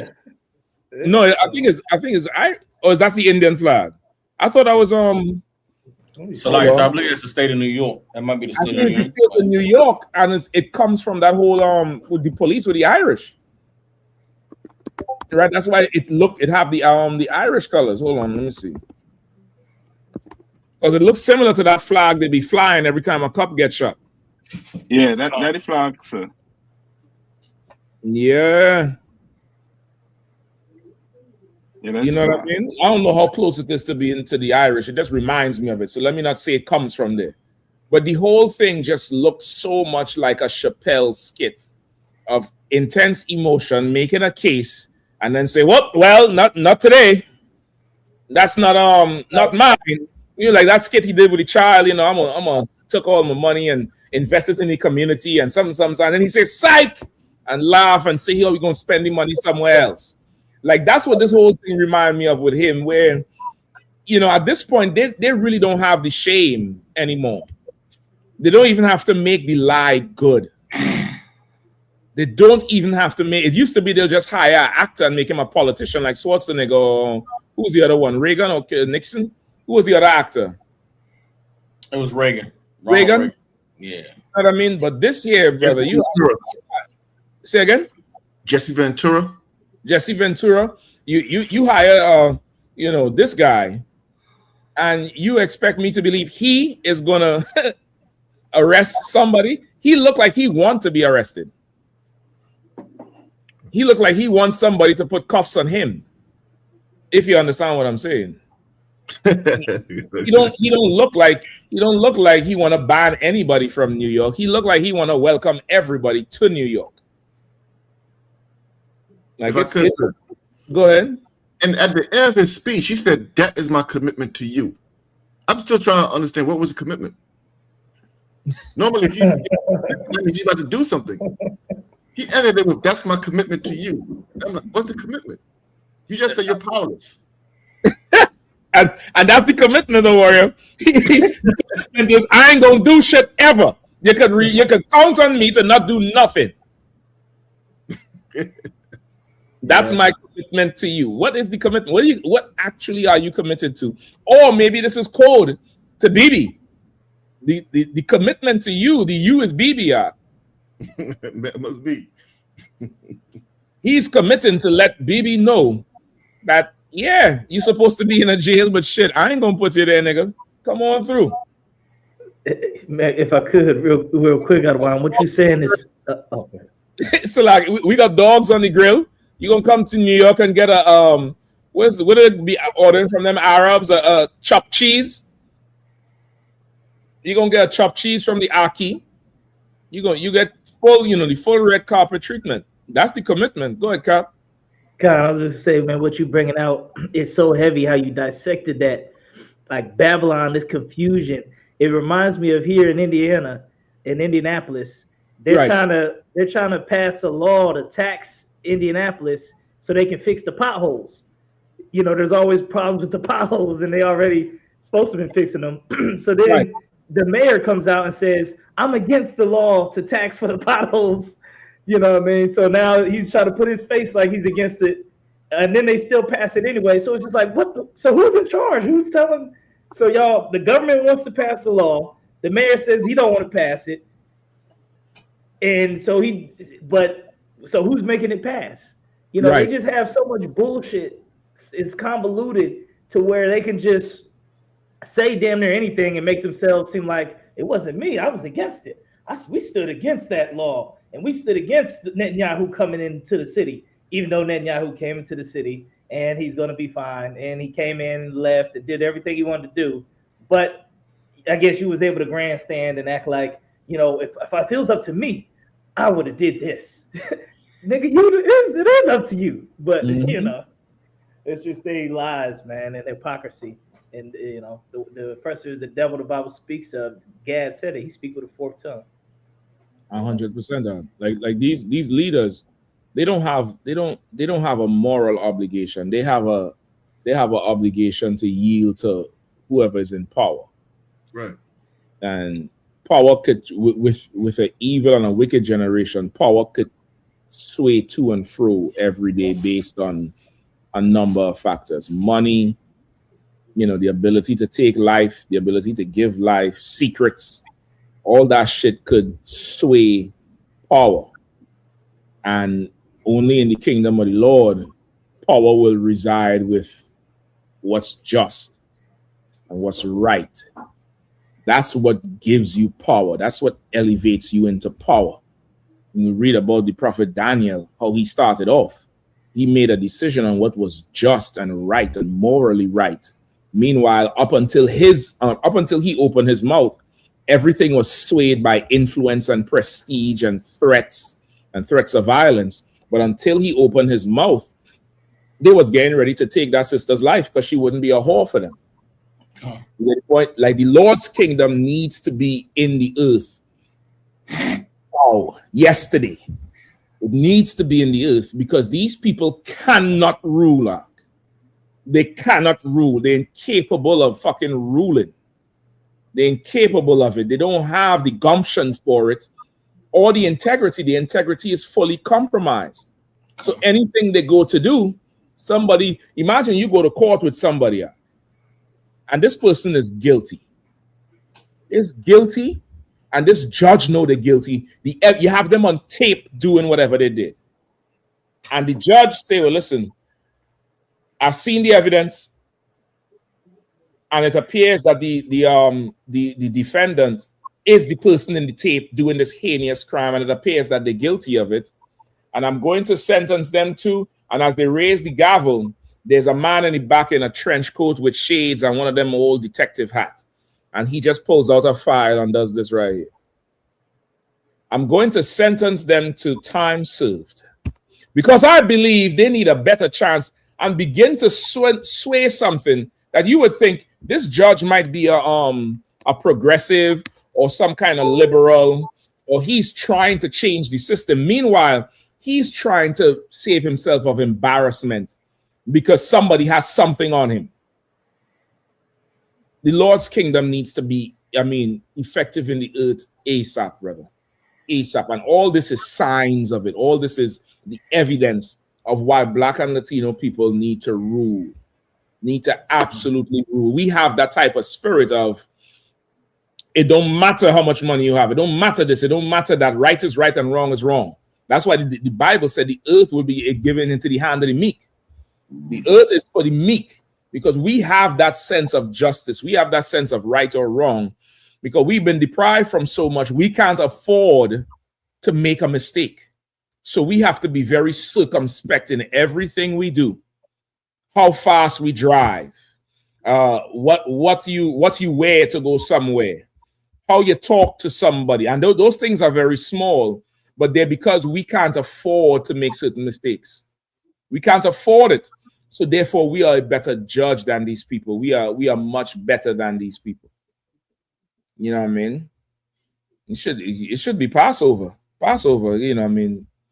Our security team will handle that for the ICC. You get him bagged and gagged. Get him bagged and gagged without a scratch on him. You get him, sign, seal, and package for the ICC. I need you to sign right here for it. Because goddamn, how much more he has to do for you to even step in. And now I wonder how Jewish people are trying to garner sympathy for the Holocaust when you are doing something that's probably on the same par or done surpassed the Holocaust in terms of horror, in terms of murder, in terms of just flat out genocide in our people. Like how do you now seek to garner sympathy and, remember the Holocaust? Remember the Holocaust. Listen, I ain't no fan of no Palestinians. I think they're just, disgusting and filthy and need to bow down to the one true king, which is Yahweh Shai, who you call the Christ. But I've seen some videos about the bombs they're dropping on Palestine and the bullets they're using and how they're cutting them off on the water and the sea. And even, goddamn, surely enough is enough. But for this oppressor and for the people in charge, they don't give a damn because power comes with, you know, being compromised. Being compromised is where their power comes from. And it's just not, it's not something that we could really continue being under. We have to be in charge of this earth. We have to, for the sake of everybody. We have to be in charge. You know what I mean? Where we going next? Let's try to get a few more stories in. You all there, Salaki? I lost you. Nah, we here, sir. So like, I'm just not sure which story I want to go to next. I got you. Let me get number 3. I want that okay. No, I think he just I don't think he put a link for it, so you might have to pull that one up. With North Korea saying there'll be a devastating response to, you know, any attack on Iran. Okay. All right. At the end of the month is mid. Go ahead. No, I'm going to say it's not really a story on it per se, because they say they can't officially link it to a statement he made. No worries. Well, listen, something's brewing. Something is definitely brewing with North Korea. All right, so we could skip that one then. We'll skip that one. With headset. Say that again. Go ahead, so up. Okay, you're coming in real low, so up, real low, like your mic is far. Yeah, sir. Yeah, me now. Okay, I could hear you, but you ain't coming too strong though. All right. Yeah, no. On that same story, it marked at the bottom. Read only, nothing to click now. So it's basically everything reading right here now. I get you. I thought there was something online more about it because he said breaking news. Because it's like a top part, like with North Korea, and like a reply to the bottom right now. I got you on the list. All right, well, listen, the brother said, Captain Arfak said it's just right now that they're trying to link it to some official from North Korea, so we can leave it alone for now. Yeah. So let's go. Again, a little feedback too. Anybody have a speaker or something playing, like a separate speaker, or the stream running separate? Nah, sir. All right, it's gone now. Yeah, so where you want to go? We had number 8, felony for homeless man sleeping in the public park. Go ahead. The one with this damn parasite, and I don't even know if I can eat a burger or a salad. I don't know what's going on, sir. Listen up.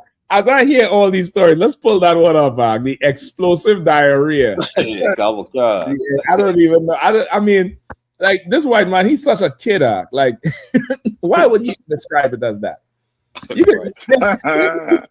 could be more medically discreet, like you suffering from severe diarrhea, right? Or you know, or extreme case of food poisoning, which is damn near what it is. But you got to be like a high school kid in your junior year, and they have explosive diarrhea. Like, this is so exciting. Like, why? This oppressor, brother. God damn, Mark. It's something with his mind that's not really mature. You know, he's not a mature type of person. He doesn't think like that. He doesn't think, didn't be a little bit professional, a little bit more, have some discretion and, give it, it had to have a serious flavor on something. You describe it a certain way. They have explosive diarrhea. They got it's a severe case of food poisoning symptoms, severe diarrhea and vomiting and something.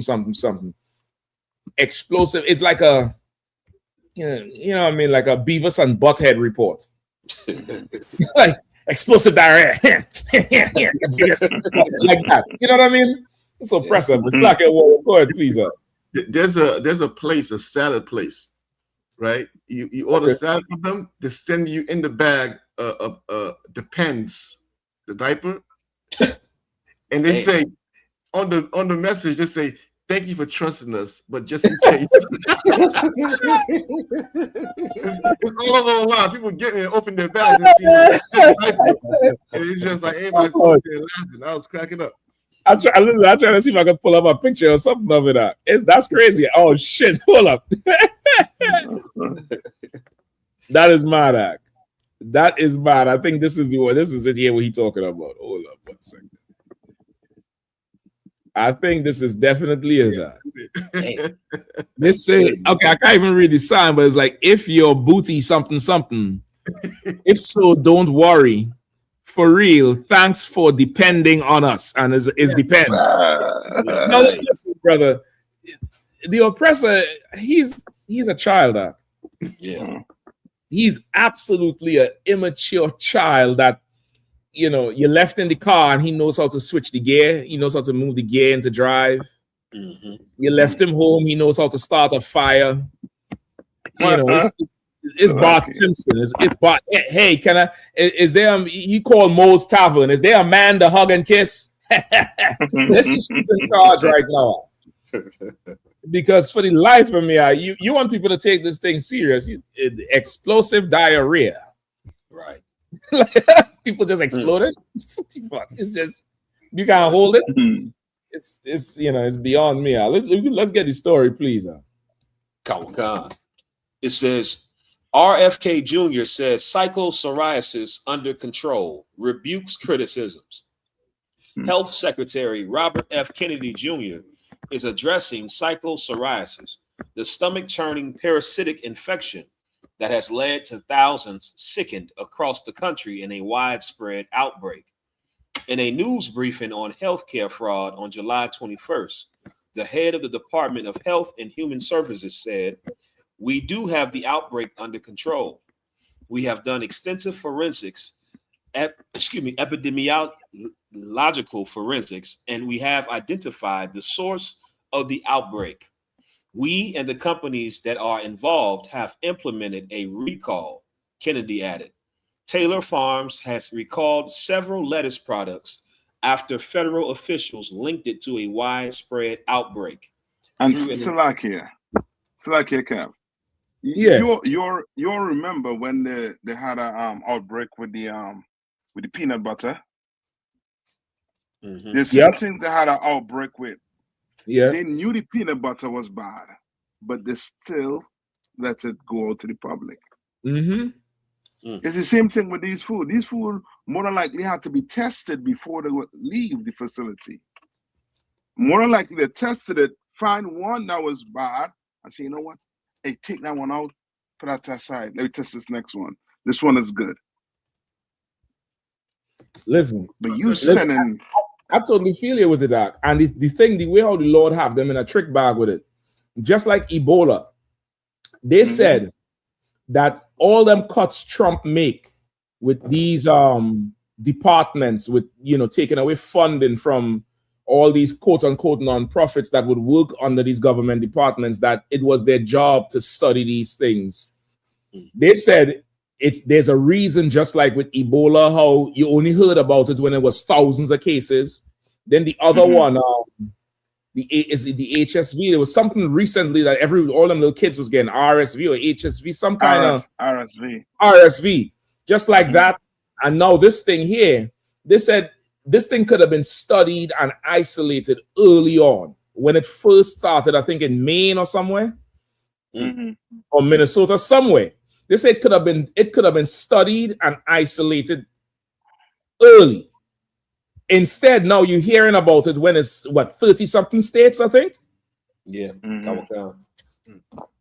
I mean, goddamn, and thousands of people. And I think it's only this week they figured out something about how to attack it. You remember, all the time they couldn't hone in on if the virus was attacking the lettuce, this, that, the other. I mean, when I first heard about this thing, I didn't even believe this shit. I was like, I ain't met nobody who complained about these symptoms, so this shit is made up.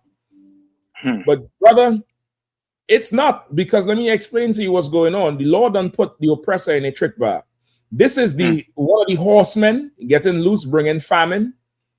This is Revelation when it says, 6:6, and I heard a voice in the midst of the four beasts say, a measure of wheat for a penny, and 3 measures of barley for a penny.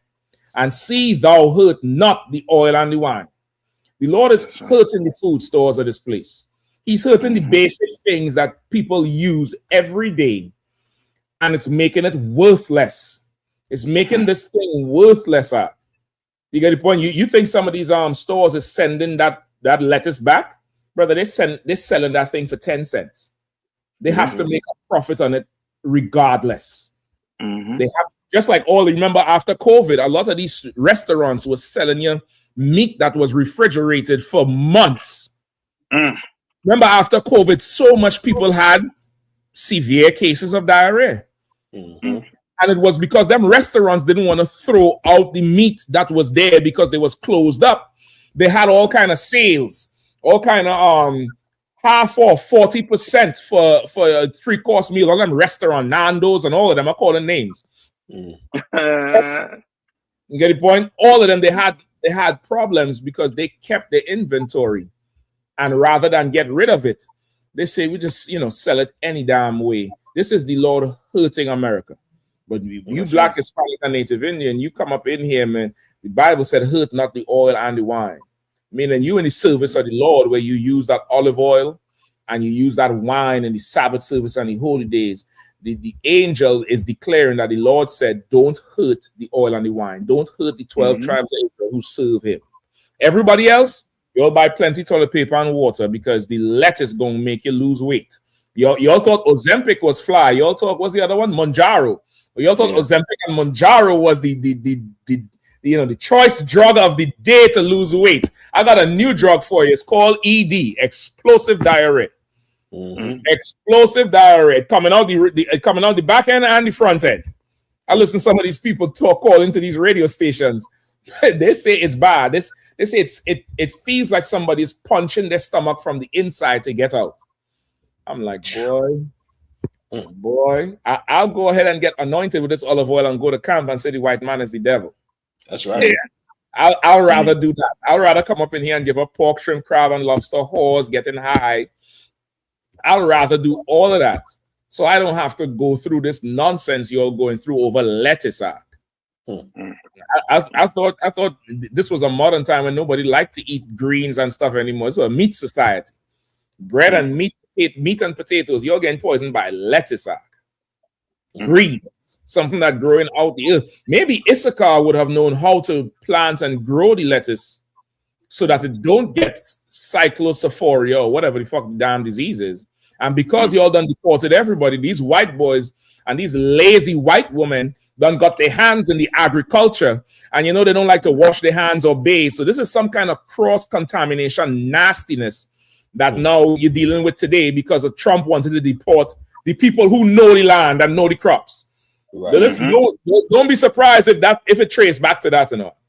Don't be surprised if it traced back to some kind of cross contaminant where the manure from the cows and the cattle mixed with the water that they was irrigating the soil with because they didn't know what the fuck they was doing because send the wet back to Mexico.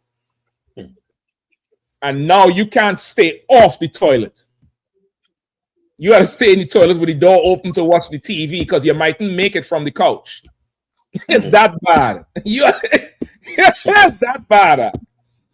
Like the Lord is. Listen, this is the curses I will give with this last word. This is damn near like the prelude to the curses in Egypt.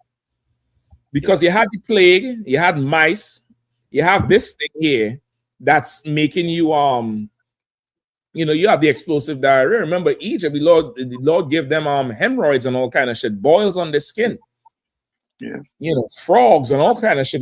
Look for the succession of plagues as this place falls. A succession of things that they just can't explain that's affecting the public life and the way of life. And you would really see a mirror that the Lord is bringing this place to his knees. Salaki, go ahead, Cap. Yeah, Salaki. No, I was going to make the same point you was making about the Issachar, because when I was saying, it could be something, a bad batch that nobody cared about. Issachar would have never let that reach the land. In fact, Esau would have been forced to, Issachar brought to his attention, and he'd been forced to throw it away reluctantly because of he don't want to be outed by Issachar. So I can imagine. Listen, I'm gonna check I'm looking up now. One of the states where this cyclone, I can't even pronounce the damn thing, cyclospora.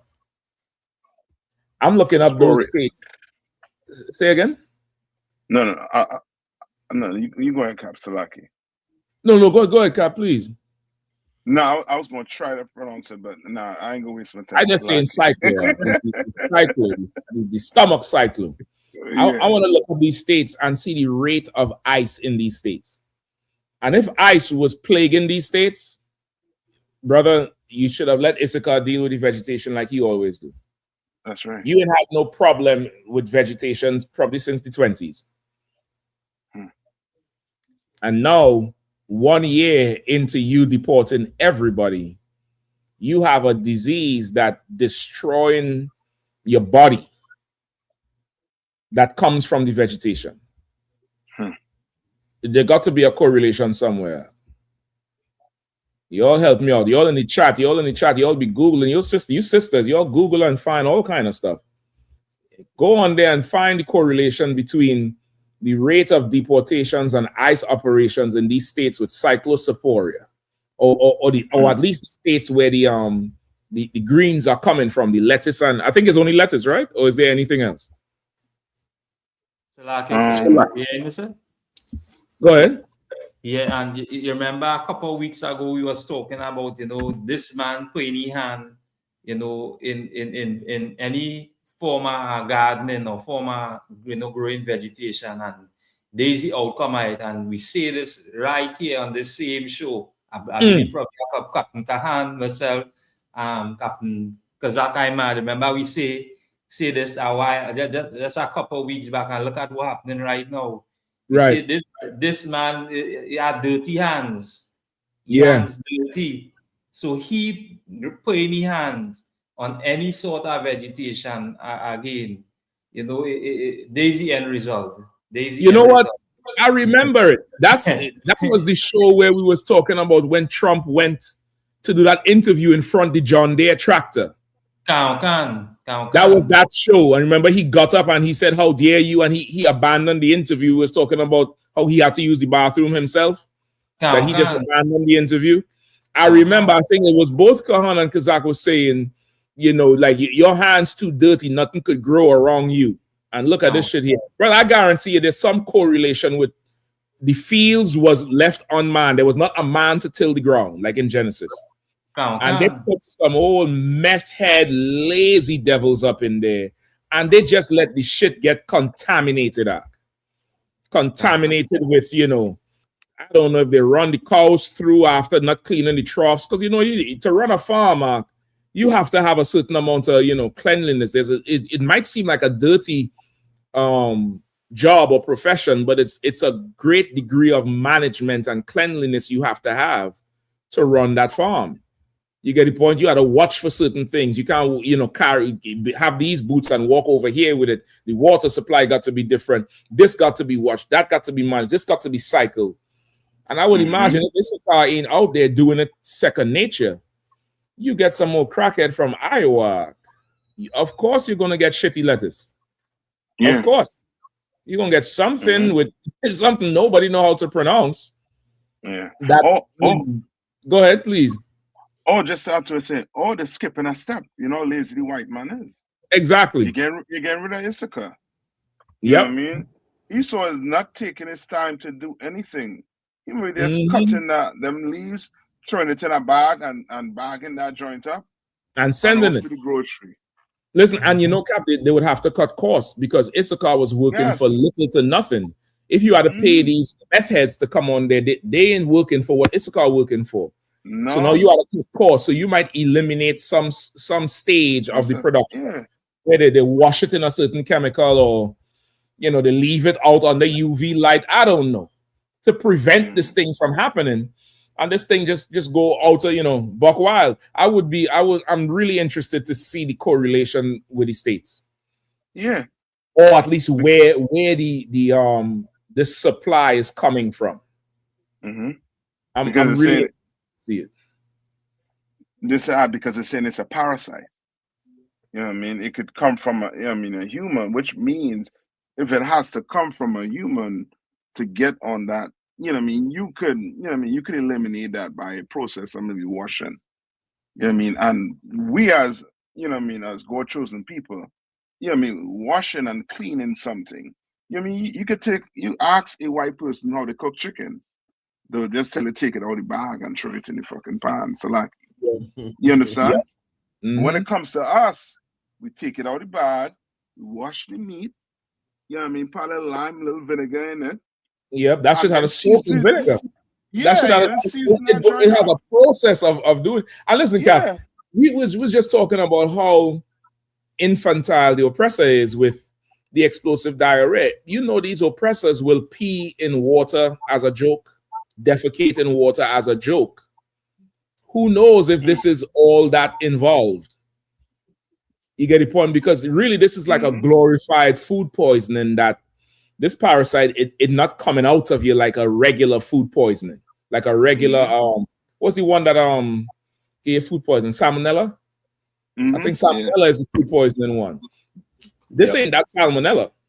This is something else that just won't leave your body. It's cleaved to you. It's attached to you. Parasite. I'm putting this on Esau and his greed and his abuse of our people. I'm putting this on that.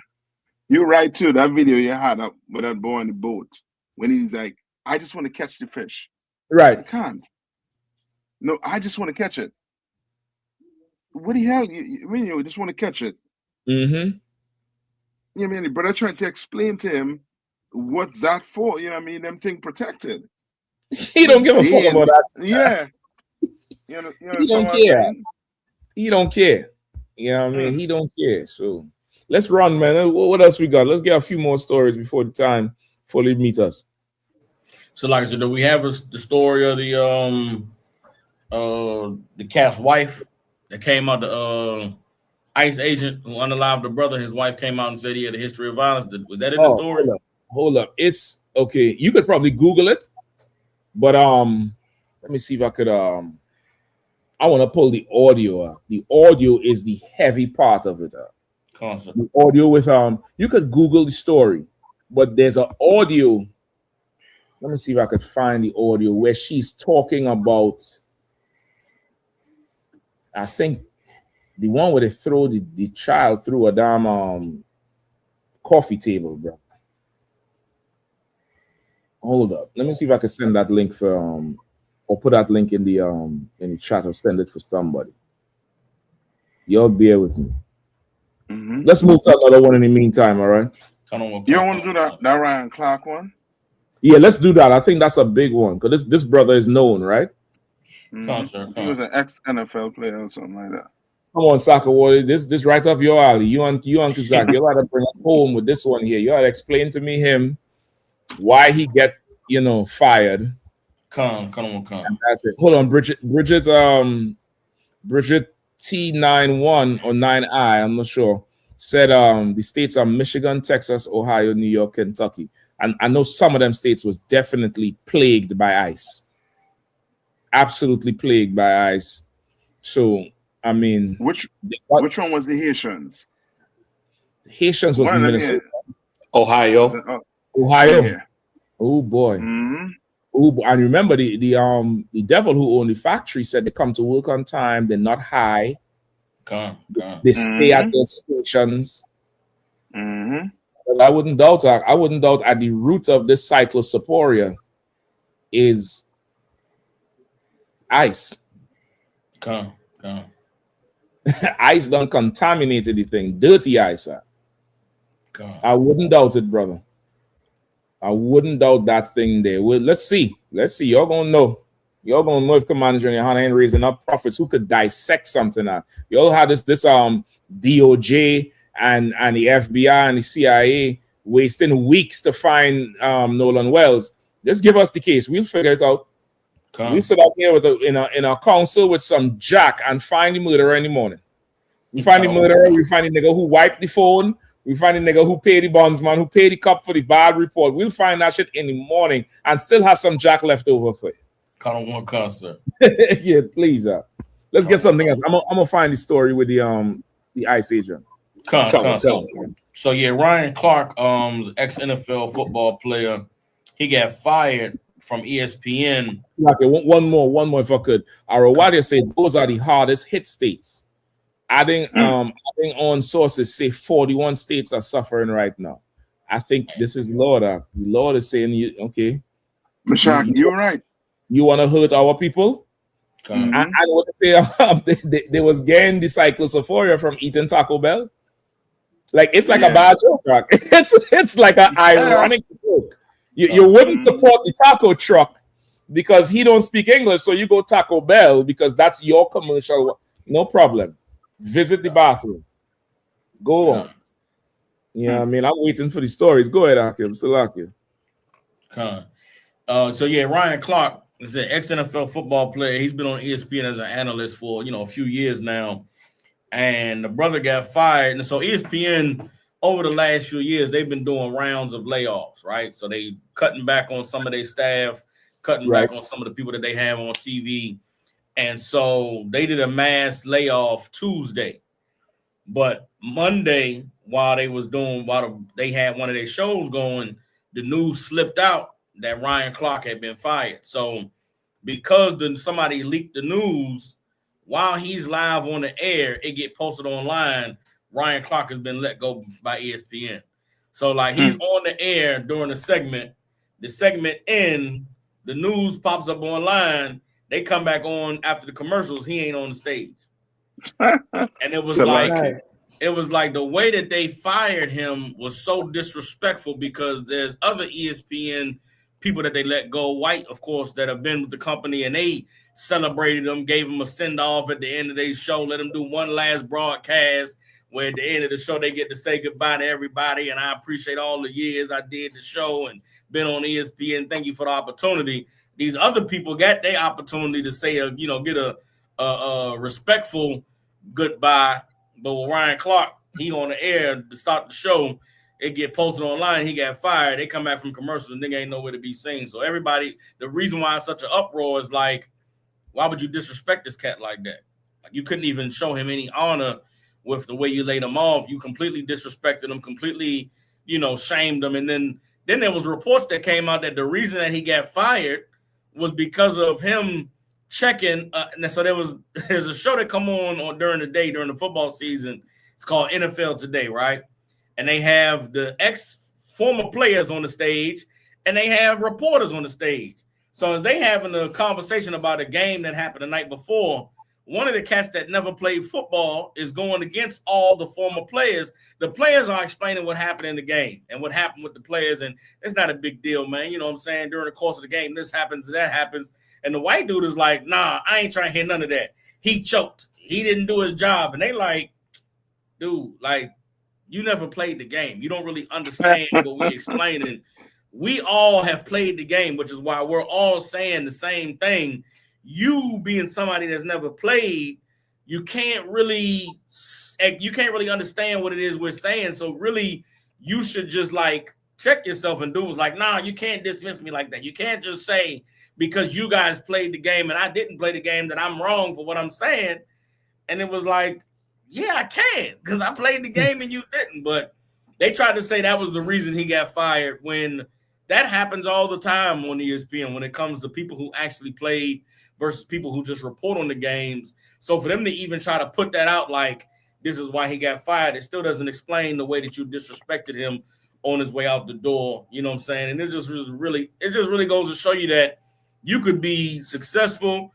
You could be, fluent, speak well, and conduct yourself properly, professionally on the camera. When it comes to dealing with our oppressor, when it comes to the way that they treat us, they don't show us the respect that we deserve because regardless of how rich and accomplished you are, of how you gave your body playing on the field and beating your brain against other brothers for a yard in a football, you still just a nigga. Salakia, sir. How you? Mm-hmm. Listen, okay, brother. I mean, they made an example out of him. So the dude who he was arguing with, is it a devil? Yes, that dude right there. That's the dude he was arguing. Well, okay, it wasn't even really an argument, and really the devil was out of pocket. If he was able to play the clip, the devil really was out of pocket with what he was saying. Salaki. This is what I would say. You had to pick what side you're on. Mm-hmm. Either you're a nigga or you're the master's boy. But you can't be with the master and then want to be black on there, because it's cap. You see, like how you said, it wasn't really an argument, it's just points of view. That sounds like every hanging on the corner argument, barbershop talk, taking a drink by the bar, we all on the back patio with dogs on the grill, and we get into this. Is this route the right route? No, you can't do that. And everybody leave and go home, and there's no hard feelings. To us, that's just, nigga, you can't tell me I done played. I've been out there. I know how it is. To the oppressor, you telling him he's less than a man and his penis is small. Like, that's what he's hearing. You know? He's hearing you telling him, listen, I've played the game for 10 years. In that situation, that's not what you're thinking. I mean, I would imagine, I always say it, I will never start to argue with somebody over NFL or NBA or something. I will always ask the brothers, hey, Akim, this look like a travel. Is this a travel? The NFL, explain this call to me. I don't know, because I would imagine putting a helmet on that blinds your periphery and then being able to run through niggas who is 250, 300 plus that run 4.4s is extremely fucking difficult, Ark, when you can't see the side of you. No, I think NFL worldwide is respected as a gladiator sport. Like, you know, it ain't the smartest thing to go and play now if you want longevity with your body. But shit, nigga, if you play in that shit, I do have a little tip of hat for you, because that shit takes some, you know, a bit of courage, a bit of insanity, a bit of stupidity, a bit of skill. I still got injuries from high school ball. Listen, I'm trying to tell you, I could respect it. Now, you go there and you tell him, I've been in this league for X amount of years, which is a league that longevity is not, you know, a forte of it. It's not something like, you know, tennis, where you could be Rafael Nadal, you know, knocking on 40. This is something you might get 3 or 5 years if you're lucky. You play 8, 10, 12 years, you a vet. You done retire, you're respectable, you ain't got no ALS. Is ALS? Yeah, ALS. Yeah, I think ALS. Yeah, ALS. Y'all don't have me something stupid up here. ALS. You ain't get no ALS. You have good comportment. You could articulate your points well. You come out of the league to what? And you sitting here to pencil neck Joe Blow, Peter Schrager. I'm trying to picture that on the back of a shirt, Schrager. And Ryan Clark, and you telling him, listen, man, you ain't played. I played. Brother, all he's hearing is, my penis is small and my wife probably thinks so too. You understand? That's where the hatred and the, I have to get him back. Who the hell is he to talk to me like that? Because this is not about sports. You think you arguing with him about sports, Ark. You're arguing masculinity with this effeminate, Ark. Yeah. That's what you're really arguing with him. Go ahead, Salakia. Because if he have a woman, his woman is more interested. If he is interested in football, his woman is watching Ryan Clark run with that ball. And he sit down with a beer in his hand. Saying all like a fat. Listen, and she knows her husband never played. Yeah. He knows. It's like headset with the military generals. Something happened that he had to go on there and tell them, and they're overweight and the this and the that, because his masculinity is threatened. These men on ships 9 months, 12 months at a time, you call them off the ships. One of them generals, he called from the Middle East. Took him days to get back. To sit in a room and talk about a belt size. These men are very insecure in themselves, brother. And it's hard for us to imagine it, because we grow up with that type of talk. Nigga, you tripping. Nigga, you smoking crack. The thing could get offensive, but we know this is about the point. This is about football, about yards. It's about Jordan. It's about LeBron. It's not fucking personal. But it is personal if Lord, why you gave me this? It is personal. That's it. And so, like I said, if I could, what you're saying is right on, because if this cat did not care about it a year later after it happened and this cat get fired, that wouldn't be the first thing you hear on the news. Meaning, this happened last year. This happened week 1 of the NFL season. So I'm talking about 5-6 months ago this happened. As soon as he gets fired, the first thing you hear is, yeah, remember that time he blazed Peter Schrager? And it's like you said, Cap, we talking football, bro. We talking about the game. Why is this even coming up? I watch, they have reaction channels on YouTube when news hit, people react to it. And I tuned in. I heard about Ryan Clark getting fired live on the air. So I clicked one of the videos and they showed a clip. And I'm like, nigga, that was from week 1 of the NFL season. They didn't fire him today because of something happened 6 months ago. They fired him today because of something that happened 6 months ago because Peter Schrager didn't let it go. Right. He kept in the boss's ear. You're going to let him talk to me like that? You're going to let him disrespect me? You're going to let him show me up? And it's like, yeah, because you should shut the hell up. You don't know what you're talking about. But the devil got his, he didn't get fired. Ryan Clark got fired, but Peter Schrager's still at the network. So it's like, you have what you bought out was heavy, sir. You right on. Listen. You know what's probably even worse and probably did happen? His wife probably told him that already. I don't know why you so this about you never even played. They're the professionals. Then to go on a damn interview and this nigga said the same thing she said. Oh my God. The interview probably the argument was probably going on and Schrager probably phased up. If somebody could find it, I want to be able to dissect this shit out because I'm sure in there's a time he done zoned out, and no matter what Ryan Clark is saying, he's just who is this to tell me I'm inadequate? I wasn't blessed. I wasn't born with the blessing he got. You black people are just bigger and stronger. I'm sure there was a point in that thing. This Schrager was just psyching himself out because this is not about football. It never was about football. It was always a pissing contest or a measuring contest when they go on shows with black athletes and they're white boys who never play. Like that skinny one who was with Shannon Sharp. It was never about football with he sitting down there. So this big old arm athlete sitting down there, you all skinny pencil ass. Did he ever play? You all know who I'm talking about, the skinny white boy. Skip Bayless. Skip ever played anything? I think he played well. I don't think so. In 10th grade in high school. It averaged like 3 points. I don't think Skip ever played with, on the level Shannon Sharp played. No, never. Last. So the argument is never about the sport. It's never about it, or else it wouldn't be personal. Another one who is very petty like that is what's the big dude name? Just had his name recently. He's another sports announcer, but he's very anti-black. He's black, but he's anti-black. Kind of fat, overweight type guy, older guy. Jason Whitlock. Jason Whitlock is another one. Jason Whitlock is the worst. He's inadequate men. That's what it is. They're so inadequate. They can't stick to a point. Everything is related to their masculinity. You get the point? Everything is related to it. So I guarantee you that's probably what was going on here with this cat. So I posted a link in the chat.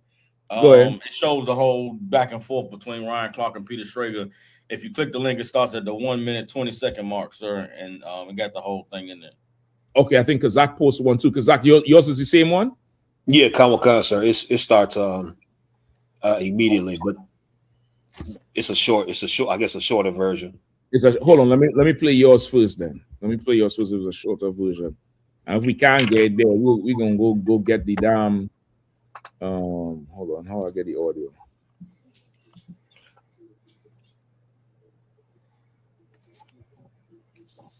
We can't hear it, sir. Oh shit, Salakia, hold up. Salakia.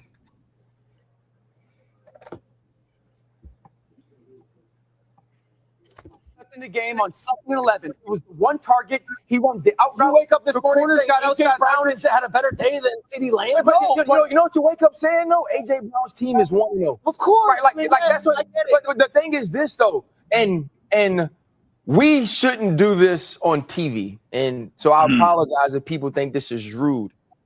That's the non-player. Oh, view. stop. Let me tell you what. Brother, he castrated him on TV. He castrated him. And listen, that's the oppressor's pride. I'm not gonna argue. Okay, and for example, I know Saka was into the sports. He understands football way more than me. He understands that the NFL football. I'm not gonna sit there and argue. I'll more or less be asking him certain things from somebody who done played the thing physically and understands it. So what about this? So if you do this now, hold on. If I'm thinking if I'm out there, I'll do this. Is that correct? Nah, Cap, you had to do so and so. I'm not gonna take a prideful stance and think me and him on the same stand and the same footing on this topic. Like this oppressor is an absolute idiot. He's an idiot. Look at his face. Why? I'm not saying I'm not looking at fantasy football, Ryan. I'm not. Don't belittle me like that. I could. Oh boy. Oh yeah, boy. Yes. Mrs. Schrager been telling him. She's been telling him that helmet is too big for him. The shoulder pads is too big for him. She's been telling him he couldn't make a first down if he was on first down. She's been telling him that. And Ryan Clark, and he said, don't. I wish I could pull this back. He said, don't. What he said? Don't belittle me like that. Don't belittle me like that. It's like the brother tried to break it to him as best as possible. He's like, I don't really want to go there on television with you. Right. But that's a non-player. And listen, somebody who is really there to talk about his sports would be like, you know what? You're right. There is an aspect of the sport I probably couldn't imagine because I've never been in the situation. Right. Yeah. There's something I just couldn't imagine because I've never been there. I've read about it. I've watched movies on it, but I ain't never heard doop, doop, doop, doop. I don't know where the hit coming from. I could imagine. Brother, I try to picture a helmet on me that comes today and there's a whole drill.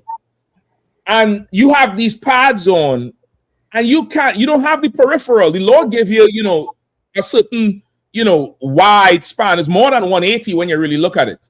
It's not 180 vision. 180 vision is if you do this. You could kind of see to the back of you something coming. Yeah. The helmet is blocking all of that shit out. No, you never did that on a level when niggas get paid and break bones for. Yep. You know what, Ryan Clark? Man, you ain't got to do that, man. Come on. But you're right, though. On behalf, listen, I shouldn't be talking about men who actually play like that. I've never played. You should have bowed up gracefully because this is about sports. But this is, to him, this is not about sports. To him, he is sitting in the lion's den with gladiators, and he's not one. So his pride is inflated. It's a false sense of inflation. And Ryan Clark come with that pin and just brought him right back down to the size he really is. Right.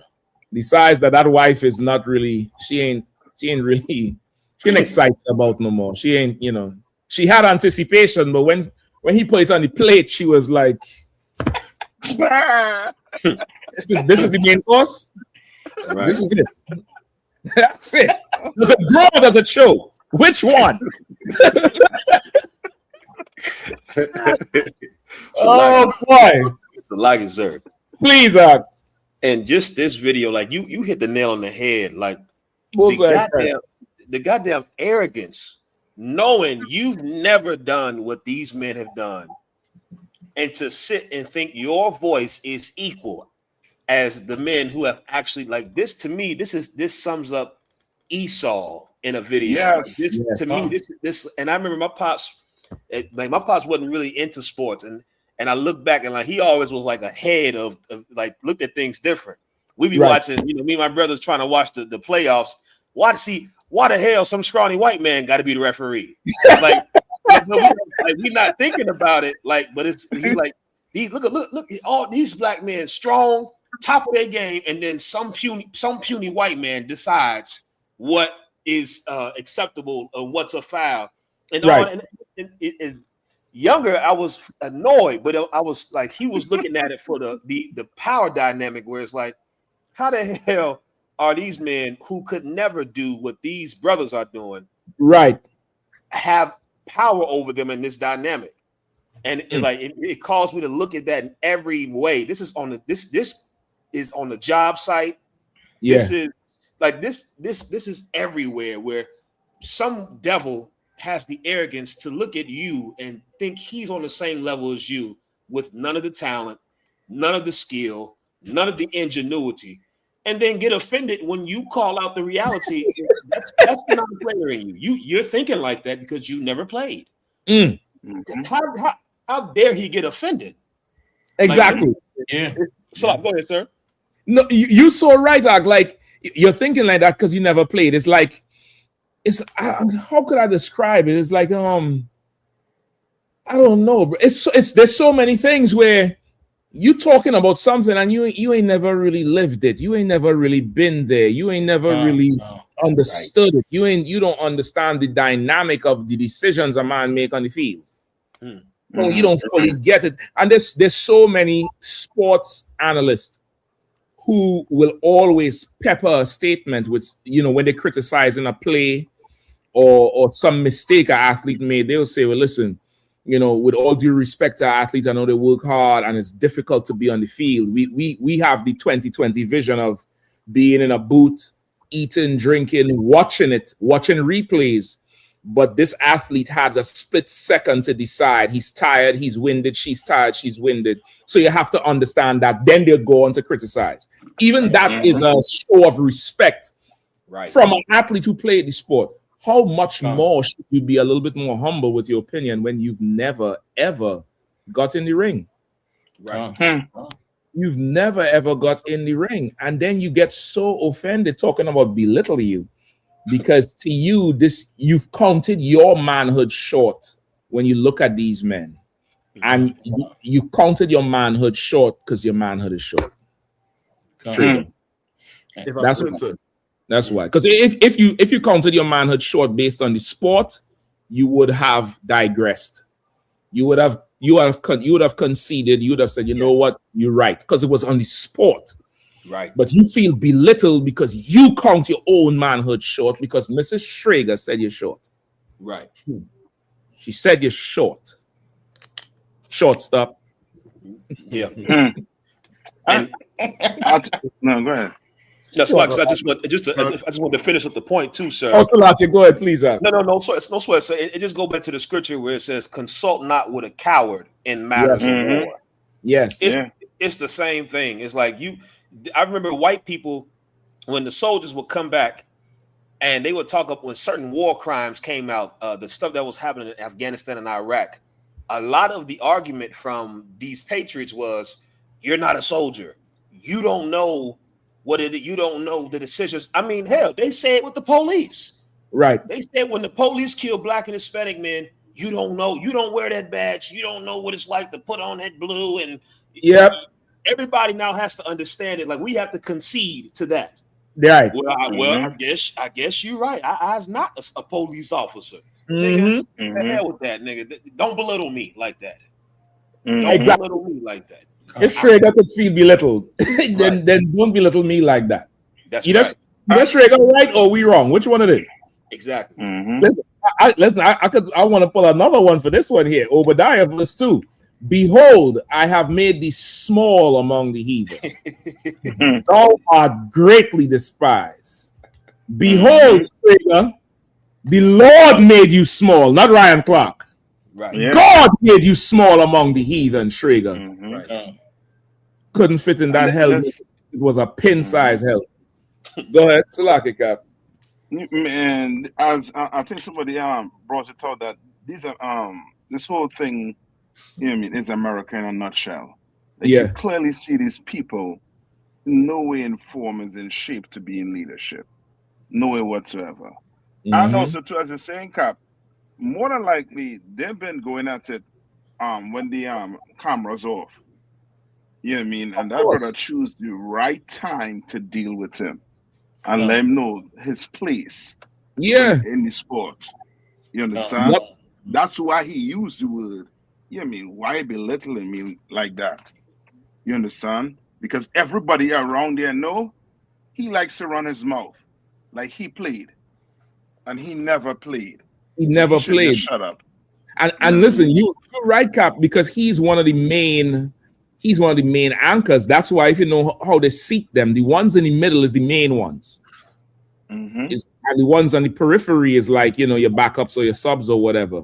And you know, you see it all the time. And okay, boy, I keep saying I probably definitely had to get on and do it. That you know that World Cup just ended. And they had these commentators on Fox News, right? They had the woman, then they had this French player called Thierry Henry. They had this player from Sweden who he's not Swiss. He's from Bosnia. His parents are Swiss immigrants. He's called Zlatan. He came to America to play long ago, a few years ago. And then they had this ex-American player called Alexi Lalas who looked like a hippie. In heyday, his hair is red. He looked like Esau, red hair, just red, like a hippie. So like he looked like he have a hoodie. So yeah, he looked like there's a hoodie somewhere under the table. Like a Klansman hoodie. And brother, there's a famous clip of when the France team played their first game, the white boy, said France looked poor and this and that, and they were supposed to do better, a team of French caliber. And then the Swiss guy, who's, you know, he's white. I think they're white, but they're not like European white. They look like Kim Kardashian type people, them Bosnians. He said, the American guy said the French play with an air of arrogance. Now, for those of you all who know, I would think with this World Cup tournament, you would realize that the American players are not really respected like that on the world level of football. Yeah. The world level of football does not look at American players as good because you still call it soccer. You don't play it how the world plays it. You play a different type of game. And that thing Trump did, that made America even more of an eyesore in the world's eyes because you lose a player, that's life. You might lose your house, your car, you get it together and win still. So he said the French was arrogant. So the Swedish guy said that's, you know, a team like that, they're working the players out. It's the first game. The coach is trying things. If you've ever been in that position, you would know. It's not arrogance. That's anybody who calls it arrogance is ignorant. And then they cut to the break. And brother, you could tell he said it because this white boy here is running his mouth from America. 2 games after, the white boy left the sports cast and went to another one. And it was obvious. And then Zlatan was like, well, this is my show now. I'm the host. So that's his character. He liked to be the main character. And Lalas, which is the American player, he got ran off because it wasn't about football no more. Yeah. It was about manhood. It's like, well, why would you say it's an ignorant statement? Some it's supposed to go back and forth. But he's telling him as a world-class player, you don't know what the fuck you're talking about. You really ain't play at any level anyway. That's really what he was saying. And he got feelings, brother. He got his he left the cast. Yeah. He left the cast, went from 4 to 3. And the brother who was on there who played for France, he's a brother, but he played for France before. He's like a French legend. When the Swedish guy said that, his face was like, oh shit, you saw it. He's like, oh, woman. He saw it because it was understood what it was. And it's almost like they were waiting for somebody to put this American guy in his place. These pastors are like an inflated ego. And the minute somebody has the gall to tell them the flat truth, is like off with his head. How dare you? What the fuck is you talking about? Go ahead. If I could say, and you know, this white man's such a devil. He knows what happens when HR hears, don't belittle me. HR can't ignore those type of words. Yes. Chief supervisor knows, when they don't belittle me, they have to look into it now. Yes. They have to act because now he's on TV saying, I feel belittled and you did nothing about it. Right. I mean, so he knows what words to use. I mean, he is subtle as a snake. I mean, he knows exactly what words to use. If I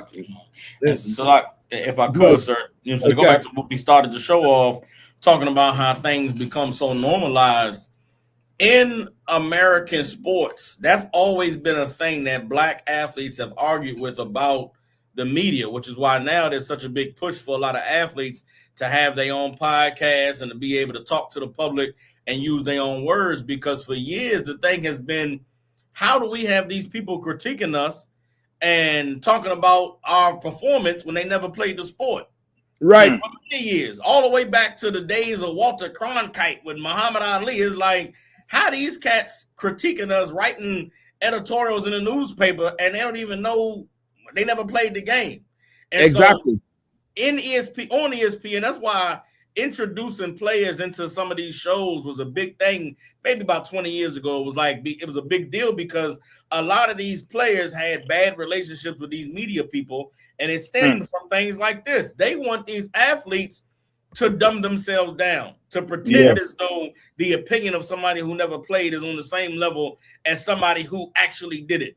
And the reality is not. If you never played the game, you're going to say stupid stuff out your mouth like this white boy was saying on this panel, and the other athletes that played the game is all telling him he's wrong. For Ryan Clark to take the stand and say, look, I know I probably shouldn't do this, but it got to be said. It was like one of them moments where you really don't know what you're talking about. And that's why what happened to Ryan Clark is really it's like I don't want to say conclusion, but it's like the button end on an issue that has been a big thing between black athletes and the media for a long time, because they don't really want the credible voices to be speaking and to be talking about what it actually is that's going on in the game and what's actually taking place in the minds of the players as they thinking through these different things, because now it makes the opinion of these white people obsolete. Right. Like, now what Ryan Clark has done, they have their own platform. He got a platform with a couple other former athletes called the Pivot Podcast. They interview that's the one with Channing Crowder or something like that. Yes, Channing Crowder and Fred Taylor. So they have a platform where they talk to athletes and talk about the stuff. That's the biggest threat to these Edomite reporters, because once these brothers who actually played it, actually did it, respect the people who currently playing and currently doing it, begin to have platforms where they talk amongst themselves about what's really going on, who the hell gonna tune in to hear what Peter Schrager got to say? Nobody cares. Peter Schrager's opinion is about as valuable as mine. The day after the game, and I'm like, yeah, man, drop that pass, bro. He was choking. Nigga, you don't know. You wasn't there. You didn't play. So it's like, and that's why Schrager said, man, don't belittle me like that, because this has been a thing that black athletes and media cats have clashed over for many, many years. So it really was, and like you said, Cap, it go beyond just the sports talk. Peter Schrager took it like, you're belittling me as a man. Yes. You're discounting my perspective and my viewpoint, when the reality is we should discount your perspective. We should discount your viewpoint. But white men are so small and so mediocre that they can't allow for an athlete that actually played the game to have an opinion that's more valuable than his sideline opinion. Like, how goddamn proud and how puffed up are you that you think a nigga that watched the game on the sidelines your whole life, you think you know more than these cats that actually did it? You should just shut the hell up, Peter Schrager. And that's what Ryan Clark was telling them in the clip. They just shut up. You don't know what you're talking about. So like 100%, Cap. Absolutely 100% is what you're saying. Because, okay, that's what I said at the beginning. Remember when we started the story, I said, you have to choose which side of the fence you're on. Either you're going to be a nigga or you're going to be the white man's boy. But you can't halfway in the argument say, that's the non-player side of you. That's some nigga shit out. That's and what you talking about? You ain't never play D1. You're a Juco ass nigga. You get the point? Like, that's that. You can't do that on there if you want to be, on there. You can't. There's another way to say that. If he wanted to stay on there, he had to be like, well, listen, Schrager, listen, I play this game enough on the field, and now I'm playing it off the field, and I do understand there's different perspectives. And I know there's a perspective from someone who's seen the game off the field more than they've seen it on the field. And I respect what you're saying, but there's something limited in your point of view. You had to talk to him like that, Come You had to talk to him like that, where you don't bruise his ego. You don't song like his wife. Go ahead. Yeah. I don't think whatever that brother tell him, yeah, bring it to him like that, he would have known he attacking that ego. Well, okay, no, but listen, if you had to deliver the kind of word salad to this fool, again, like the scripture says, you had to charm that snake out. You have to charm the deaf adder because he deaf. But this fool here, that's really what it is. And like that's what Sakawa was saying. For the longest while, brothers would go on these podcasts and have to play dumb in order for the podcast to go on. They would have to play the role. Like I've seen Michael Vick on there, and you can't tell me this nigga throwing 2 fucking hands. 2 hands running everywhere. What is you telling him? He should be the one talking. You get the point? Like you have to say, okay, I'm gonna just do that. Like and there's many hosts who do it. What's his name? Strahan, the one who used to play for New York with the gap in his tooth. Michael Strahan. Michael Strahan. He go on there, brother. He ain't arguing with none nigga. I'm on here to just smile and make big boy jokes and do goofy shit. Shaq go on there, Shaq diving in the Christmas tree. Nothing serious because it's about the check. But if you have a heart and a passion after you leave the field, you need a podcast. You need a podcast where you could argue with Channing Crowder and what's the other brother name? Fred Taylor. And then y'all could damn near come fisticuffs for the podcast. And then the next episode, hey yo, I want to say, sorry, I want you all to know I love Channing Crowder. I love you, man. I know we had an argument last time, but y'all know how we get. We always had the cookout, y'all. We are big uncles. We always had the cookout. There's no animosity. But if you go on national TV with some nigga and his last name is Krieger, sung like a serial killer from the 90s. He sung like the one. What was the serial killer? Summer of Sam, you remember that? SOS. SOS, Summer of Schrager. He sung like a serial killer. He sung like he stalked women at the damn red light at 1 a.m. You go on there and you try to give him a buffer. You send your blocker to block for you to run and say, listen, we probably shouldn't be doing this on TV, but I'm gonna say this, and you give a long pause like you was considerate. That's the non-player talk. What?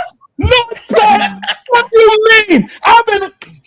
Brother, he had a conniption in his mind, Yes. He had a conniption in his mind. And listen, I guarantee you, he didn't hear nothing after that. Let's watch a little bit more of the video. I'm interested. Yeah. Please, let me hear. Come in and say, as 3X players are saying one thing and give an alternative perspective that maybe CeeDee Lamb did play well. And Peter, what I need for you to do is not get mad and let me finish for one. Okay, go on. It wasn't about you. It was going to be about me. Okay. As a player, I can't speak for CeeDee Lamb. I'm speaking for. See, he had to reel him in. He had to reel him in, because this dude is like, how can you do this? How can what different perspective? What are we talking about? We're talking about the sport, but you have a different perspective of not playing the sport? And now a dude had to lose his job because he disagrees with a white man. This is just all it is his member is too small. Right. Yeah. His member is too small. It feels small in his hands. It feels small in his wife's hands. And it's just rough. It's just rough for him. And up until this moment, he felt big, sitting at this table with Ryan Clark. And Ryan Clark is not a giant of a player. It's not like you're sitting across from what's big boy name? Charles Barkley. Shannon Sharp or Charles Barkley. But because he played, you look at him like a giant. You look at him like this is a man. All these players here, they got to be men. So I'm a man. I don't care what that broad in the house say. I'm sitting with men. That's the player in you. What the fuck you mean about?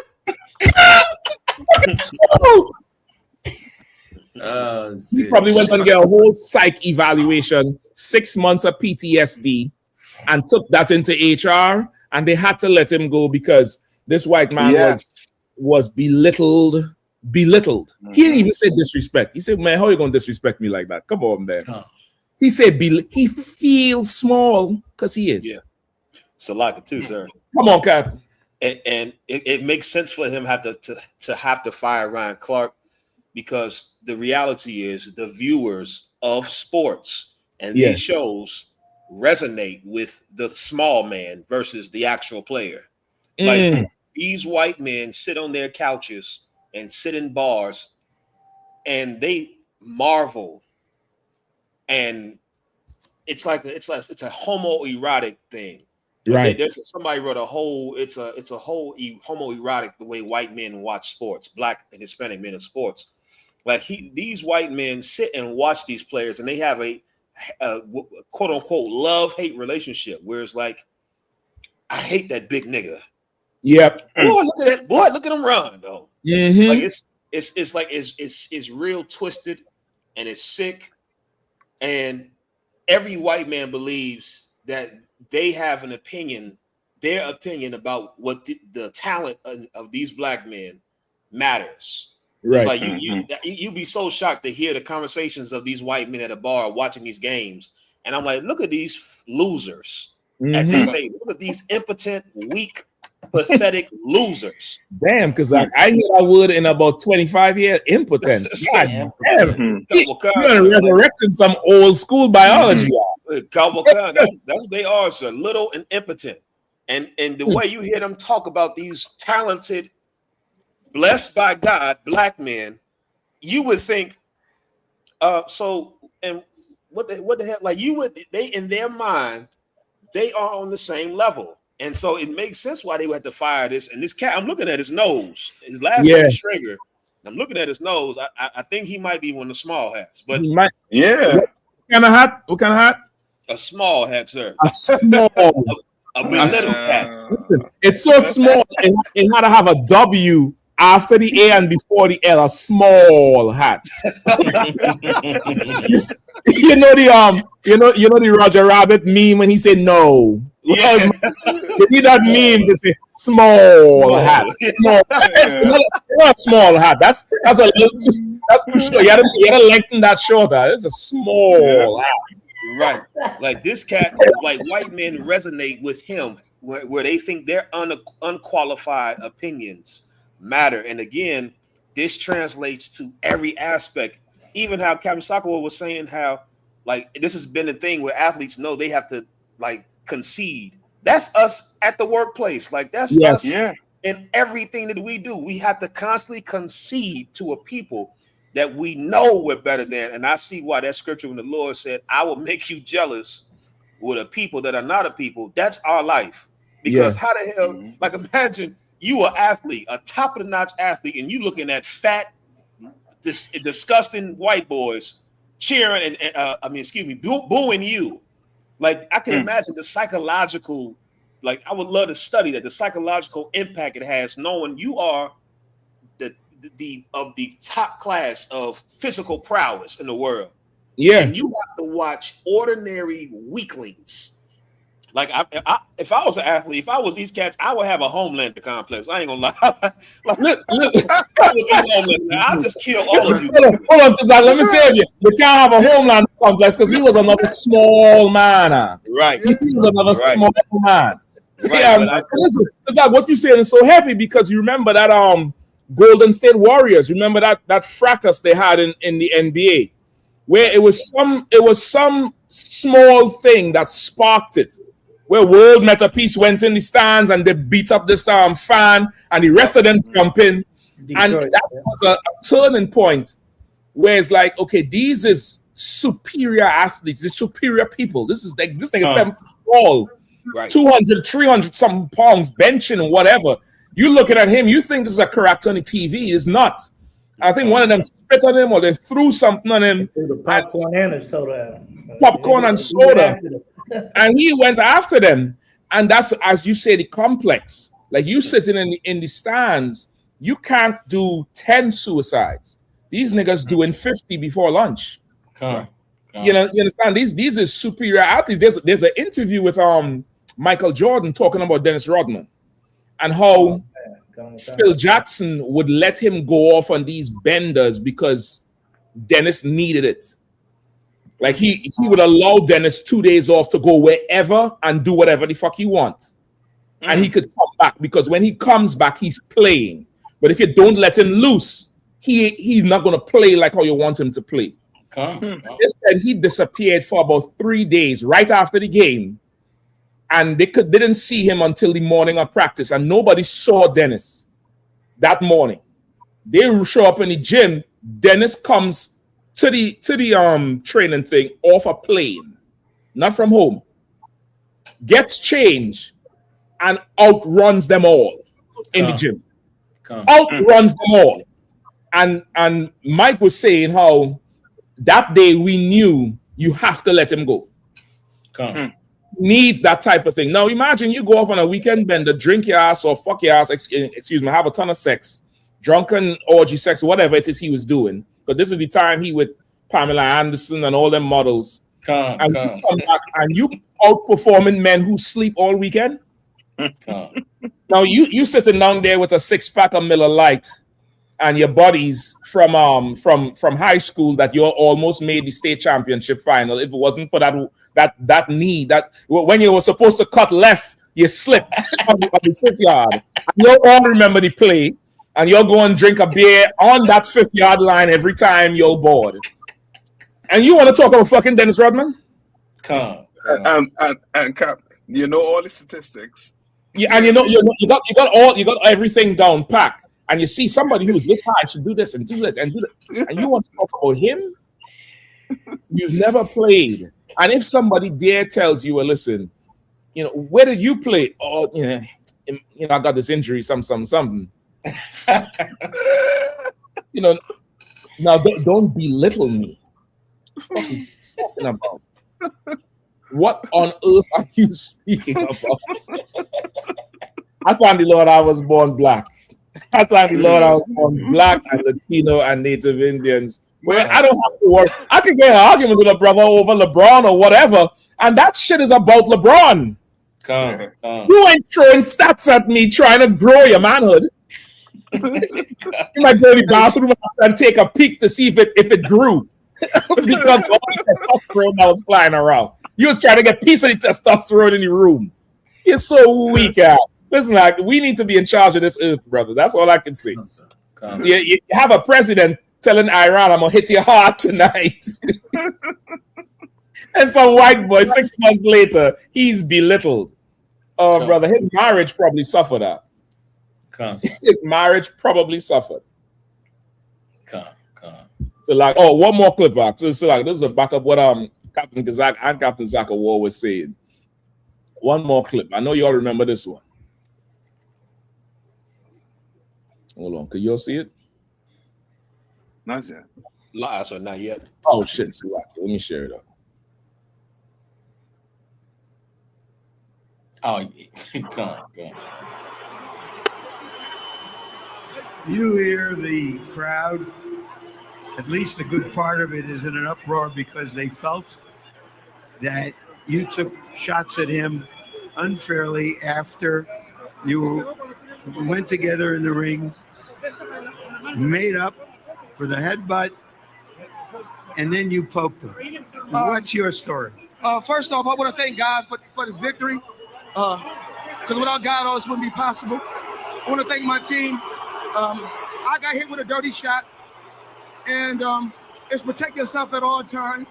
I hit him with a left hook right hand, and that ended the bout. So you're saying that even though it appeared that he wasn't protecting himself and thought that that was part of the ceremony that you were going through of apology, that you unfairly took advantage of it. What do you say to those who say, what'd you do there? You were winning the fight in charge. I just want to tell everybody that bought pay-per-view, came out to Las Vegas, thank you. Anyway, you know you're a promoter, but now we're talking to you as a prize fighter. let's take a look at what happened at the end of the fight. So right by her telling, hold on, we know you're a promoter, but now you're an athlete. Just shut up and answer the question. Come. They don't like nobody getting too out of pocket. They want you to be straight up with them, even when now this cat here, this merchant cat, is he ever a boxer? Never. Probably not, sir. Never. Never. And you describe it.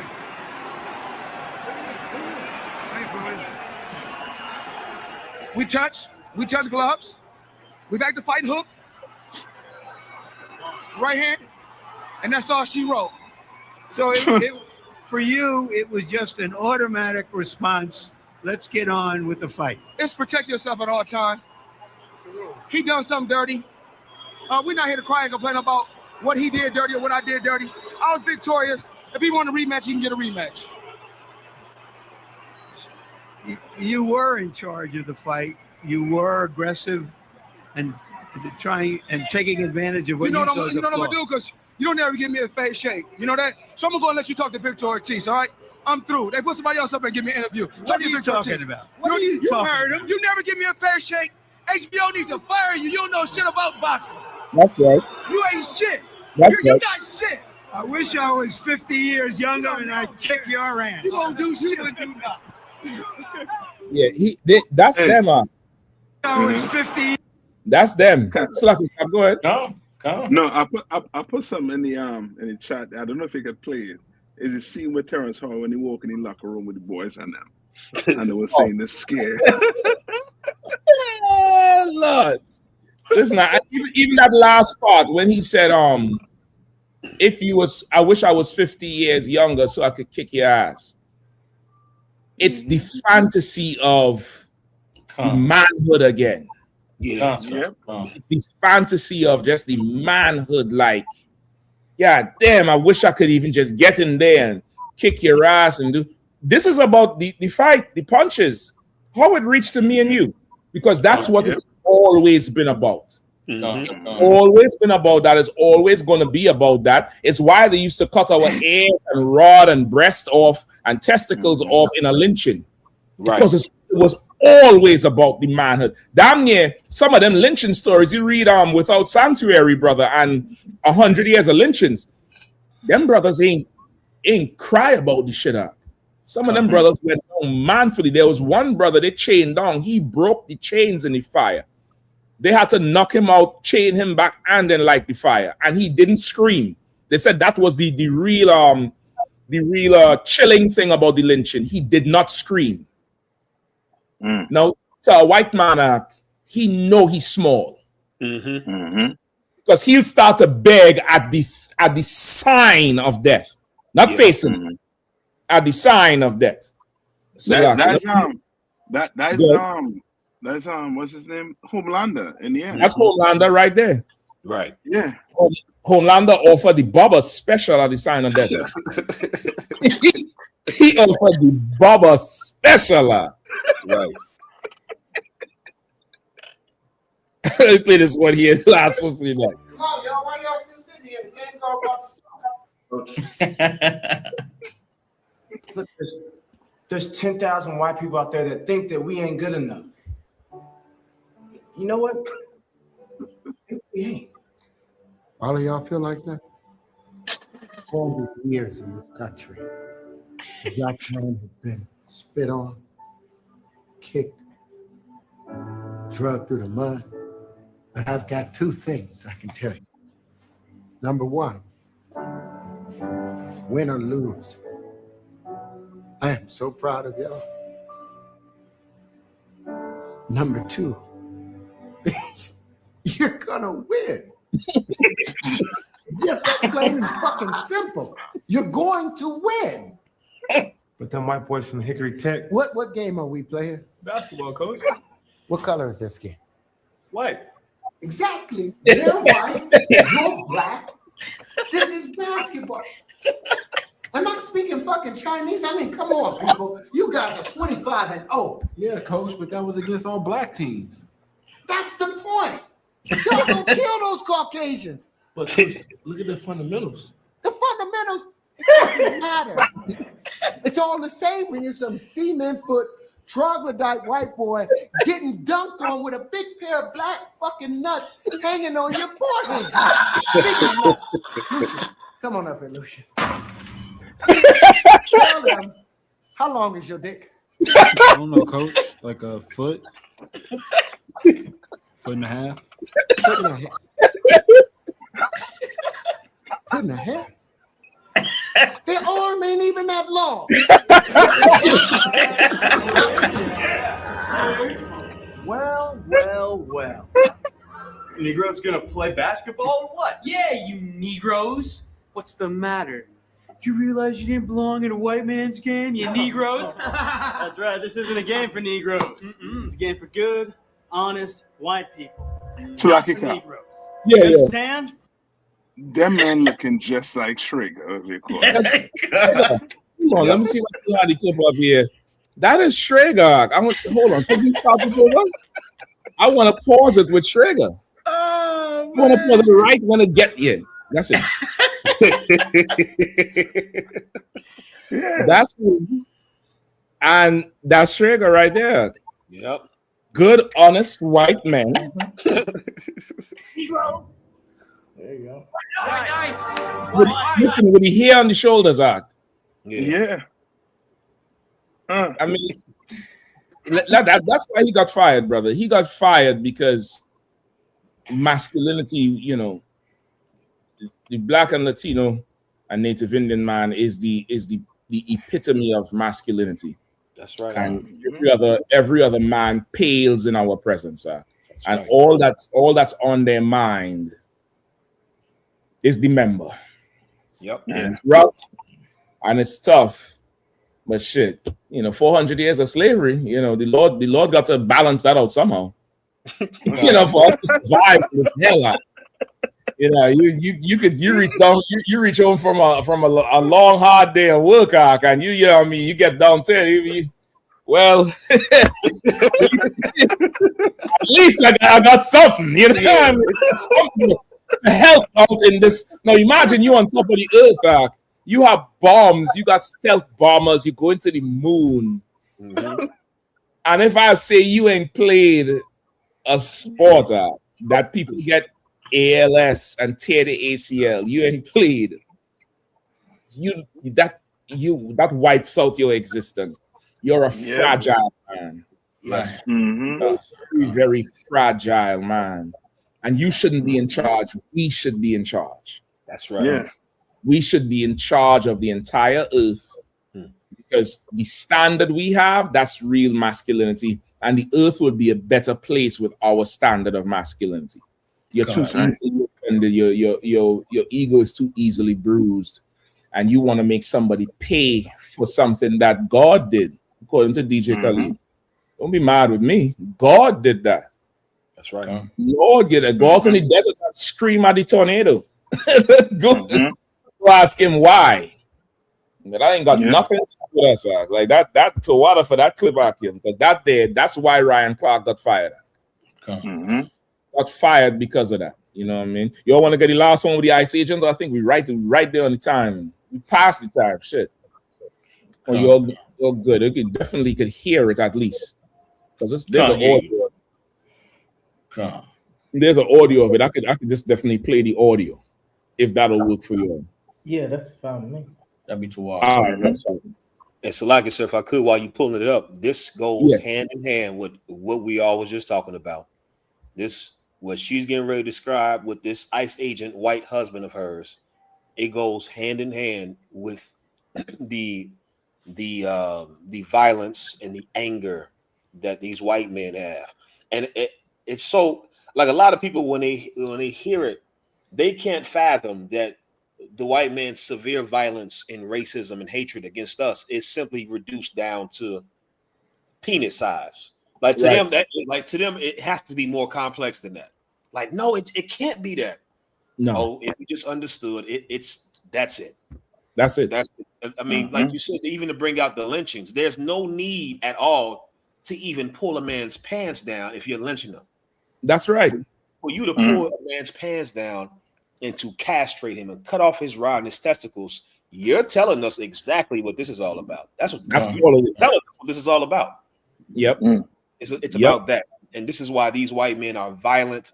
This is why they take jobs where they can feel powerful, because they don't feel powerful looking in the mirror. No.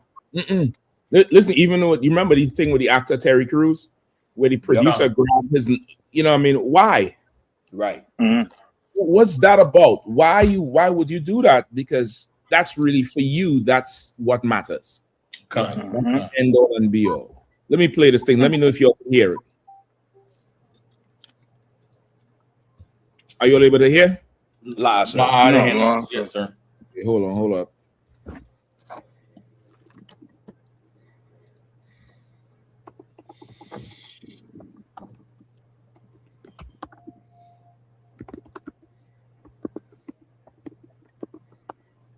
Hold up.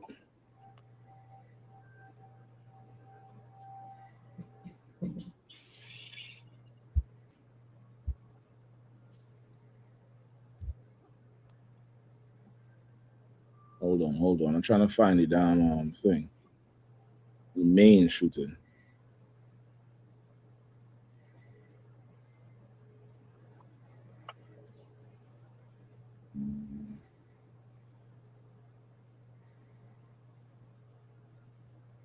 Okay.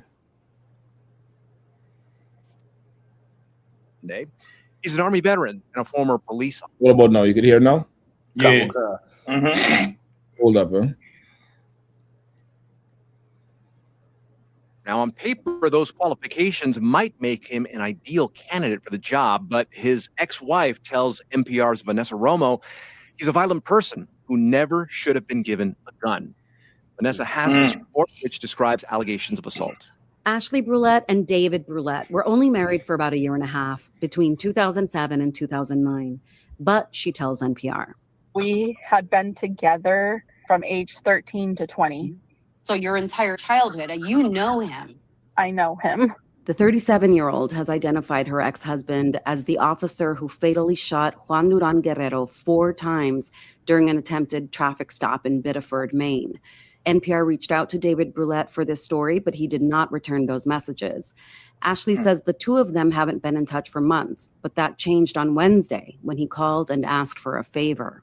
He asked me to basically talk good in his character, not to talk bad about him. And I told him that I was not going to lie for him. He asked me not to talk about the abuse in our marriage. And I told him again, I was not going to lie for him.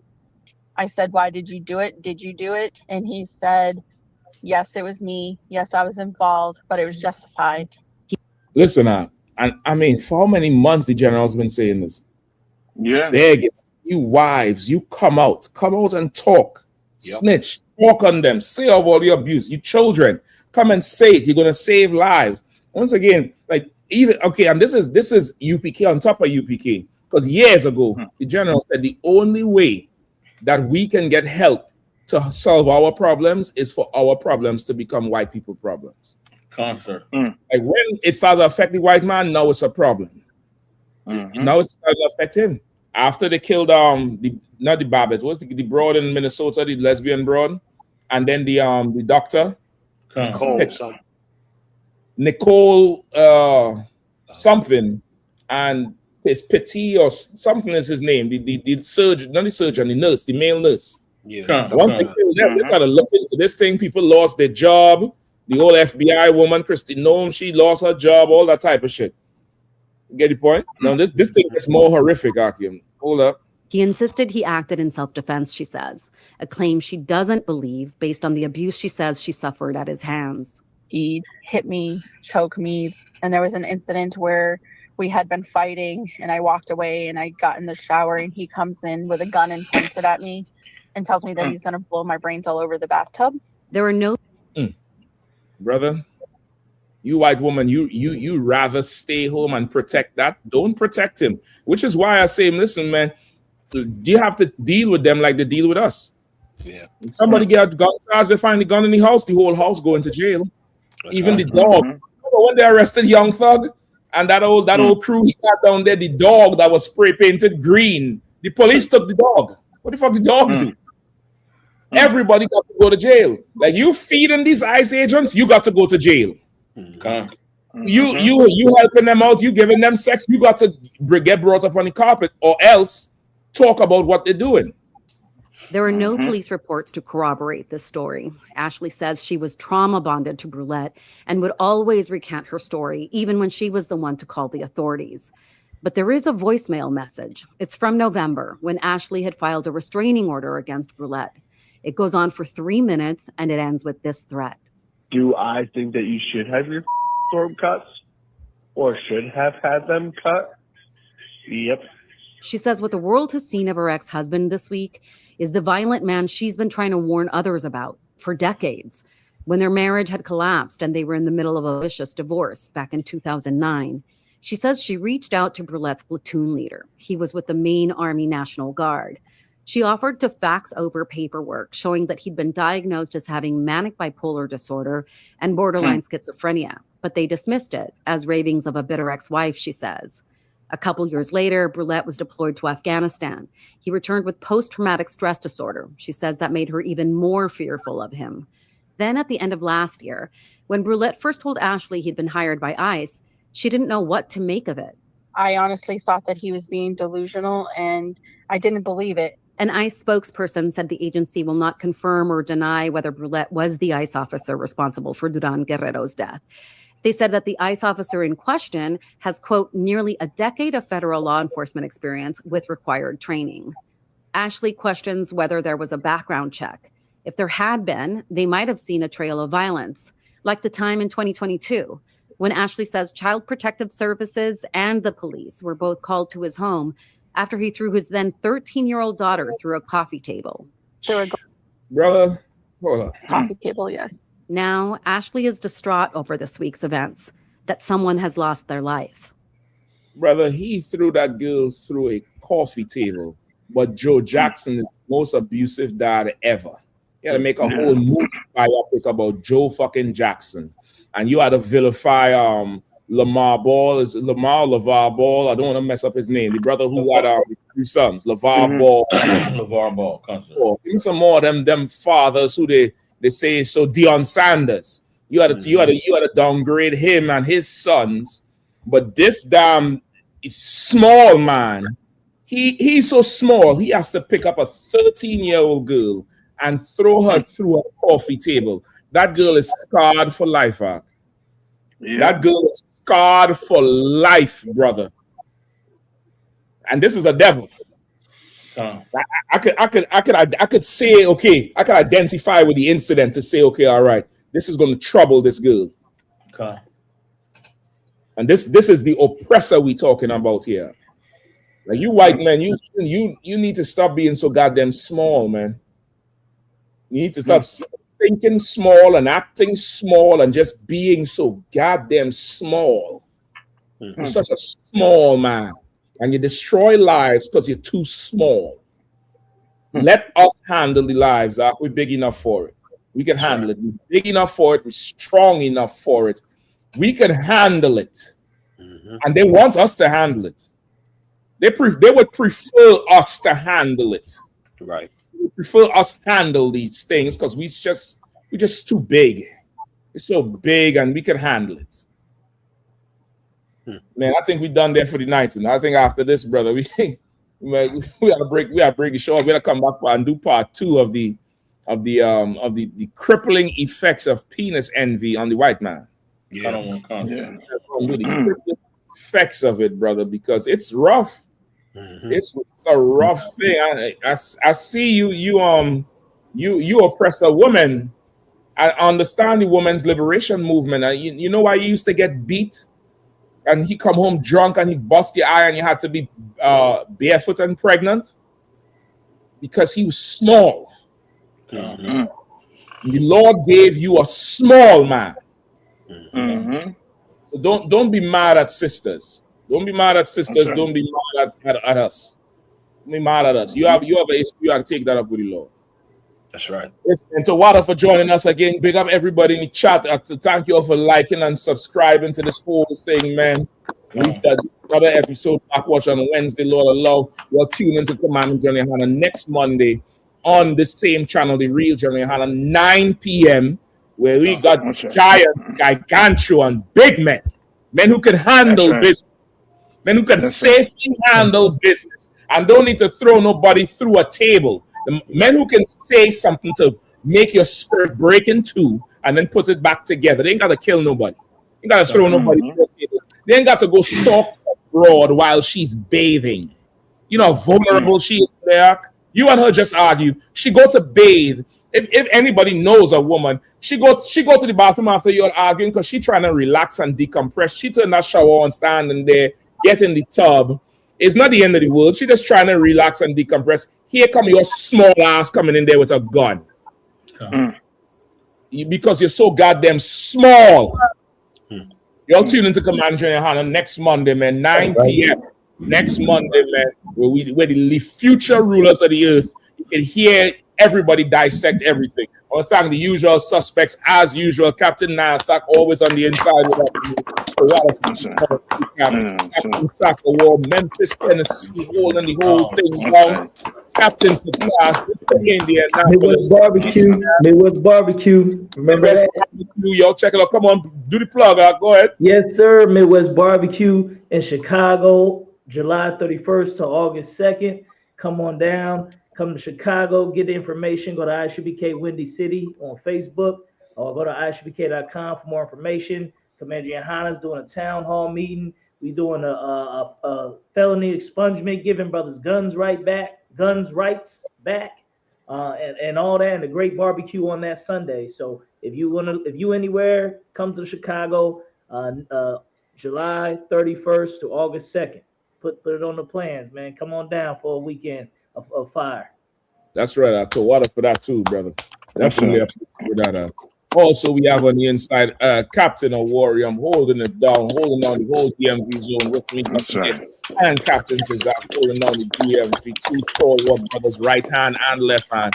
And of course, Trinidad Captain Sowapiala holding it down, man. The usual suspects every Wednesday. You're tuning with us every Wednesday, Lord Allah. We see you all soon, Israel. Shalom. Yabshin Shabbat. Shalom. Back roll.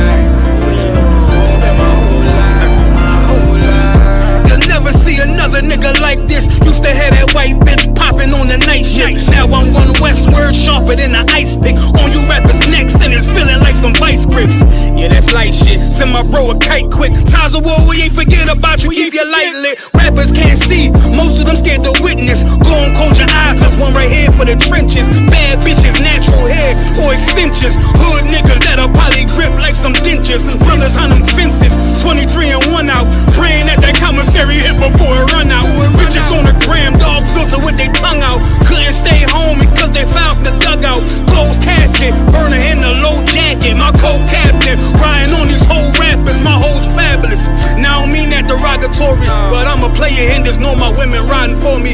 I avoided Maury, I got 2 jets. If I can't make it through for them, then I'm useless. Sit down that roof, Chris, with a couple bosses. After the war, just to count our losses. It's not many. You see a smile on my face, but I'm not friendly. Gone on my waist, sipping white Henny. I just hope this shit go right. Living in the dark, you don't know light. Gotta got my heart with my bow tie. Waiting on the squab in my whole life. I just hope this shit go right. Living in the dark, you don't know light. Gotta got my heart with my bow tie. Living in the squab in my whole life. It's so melodic.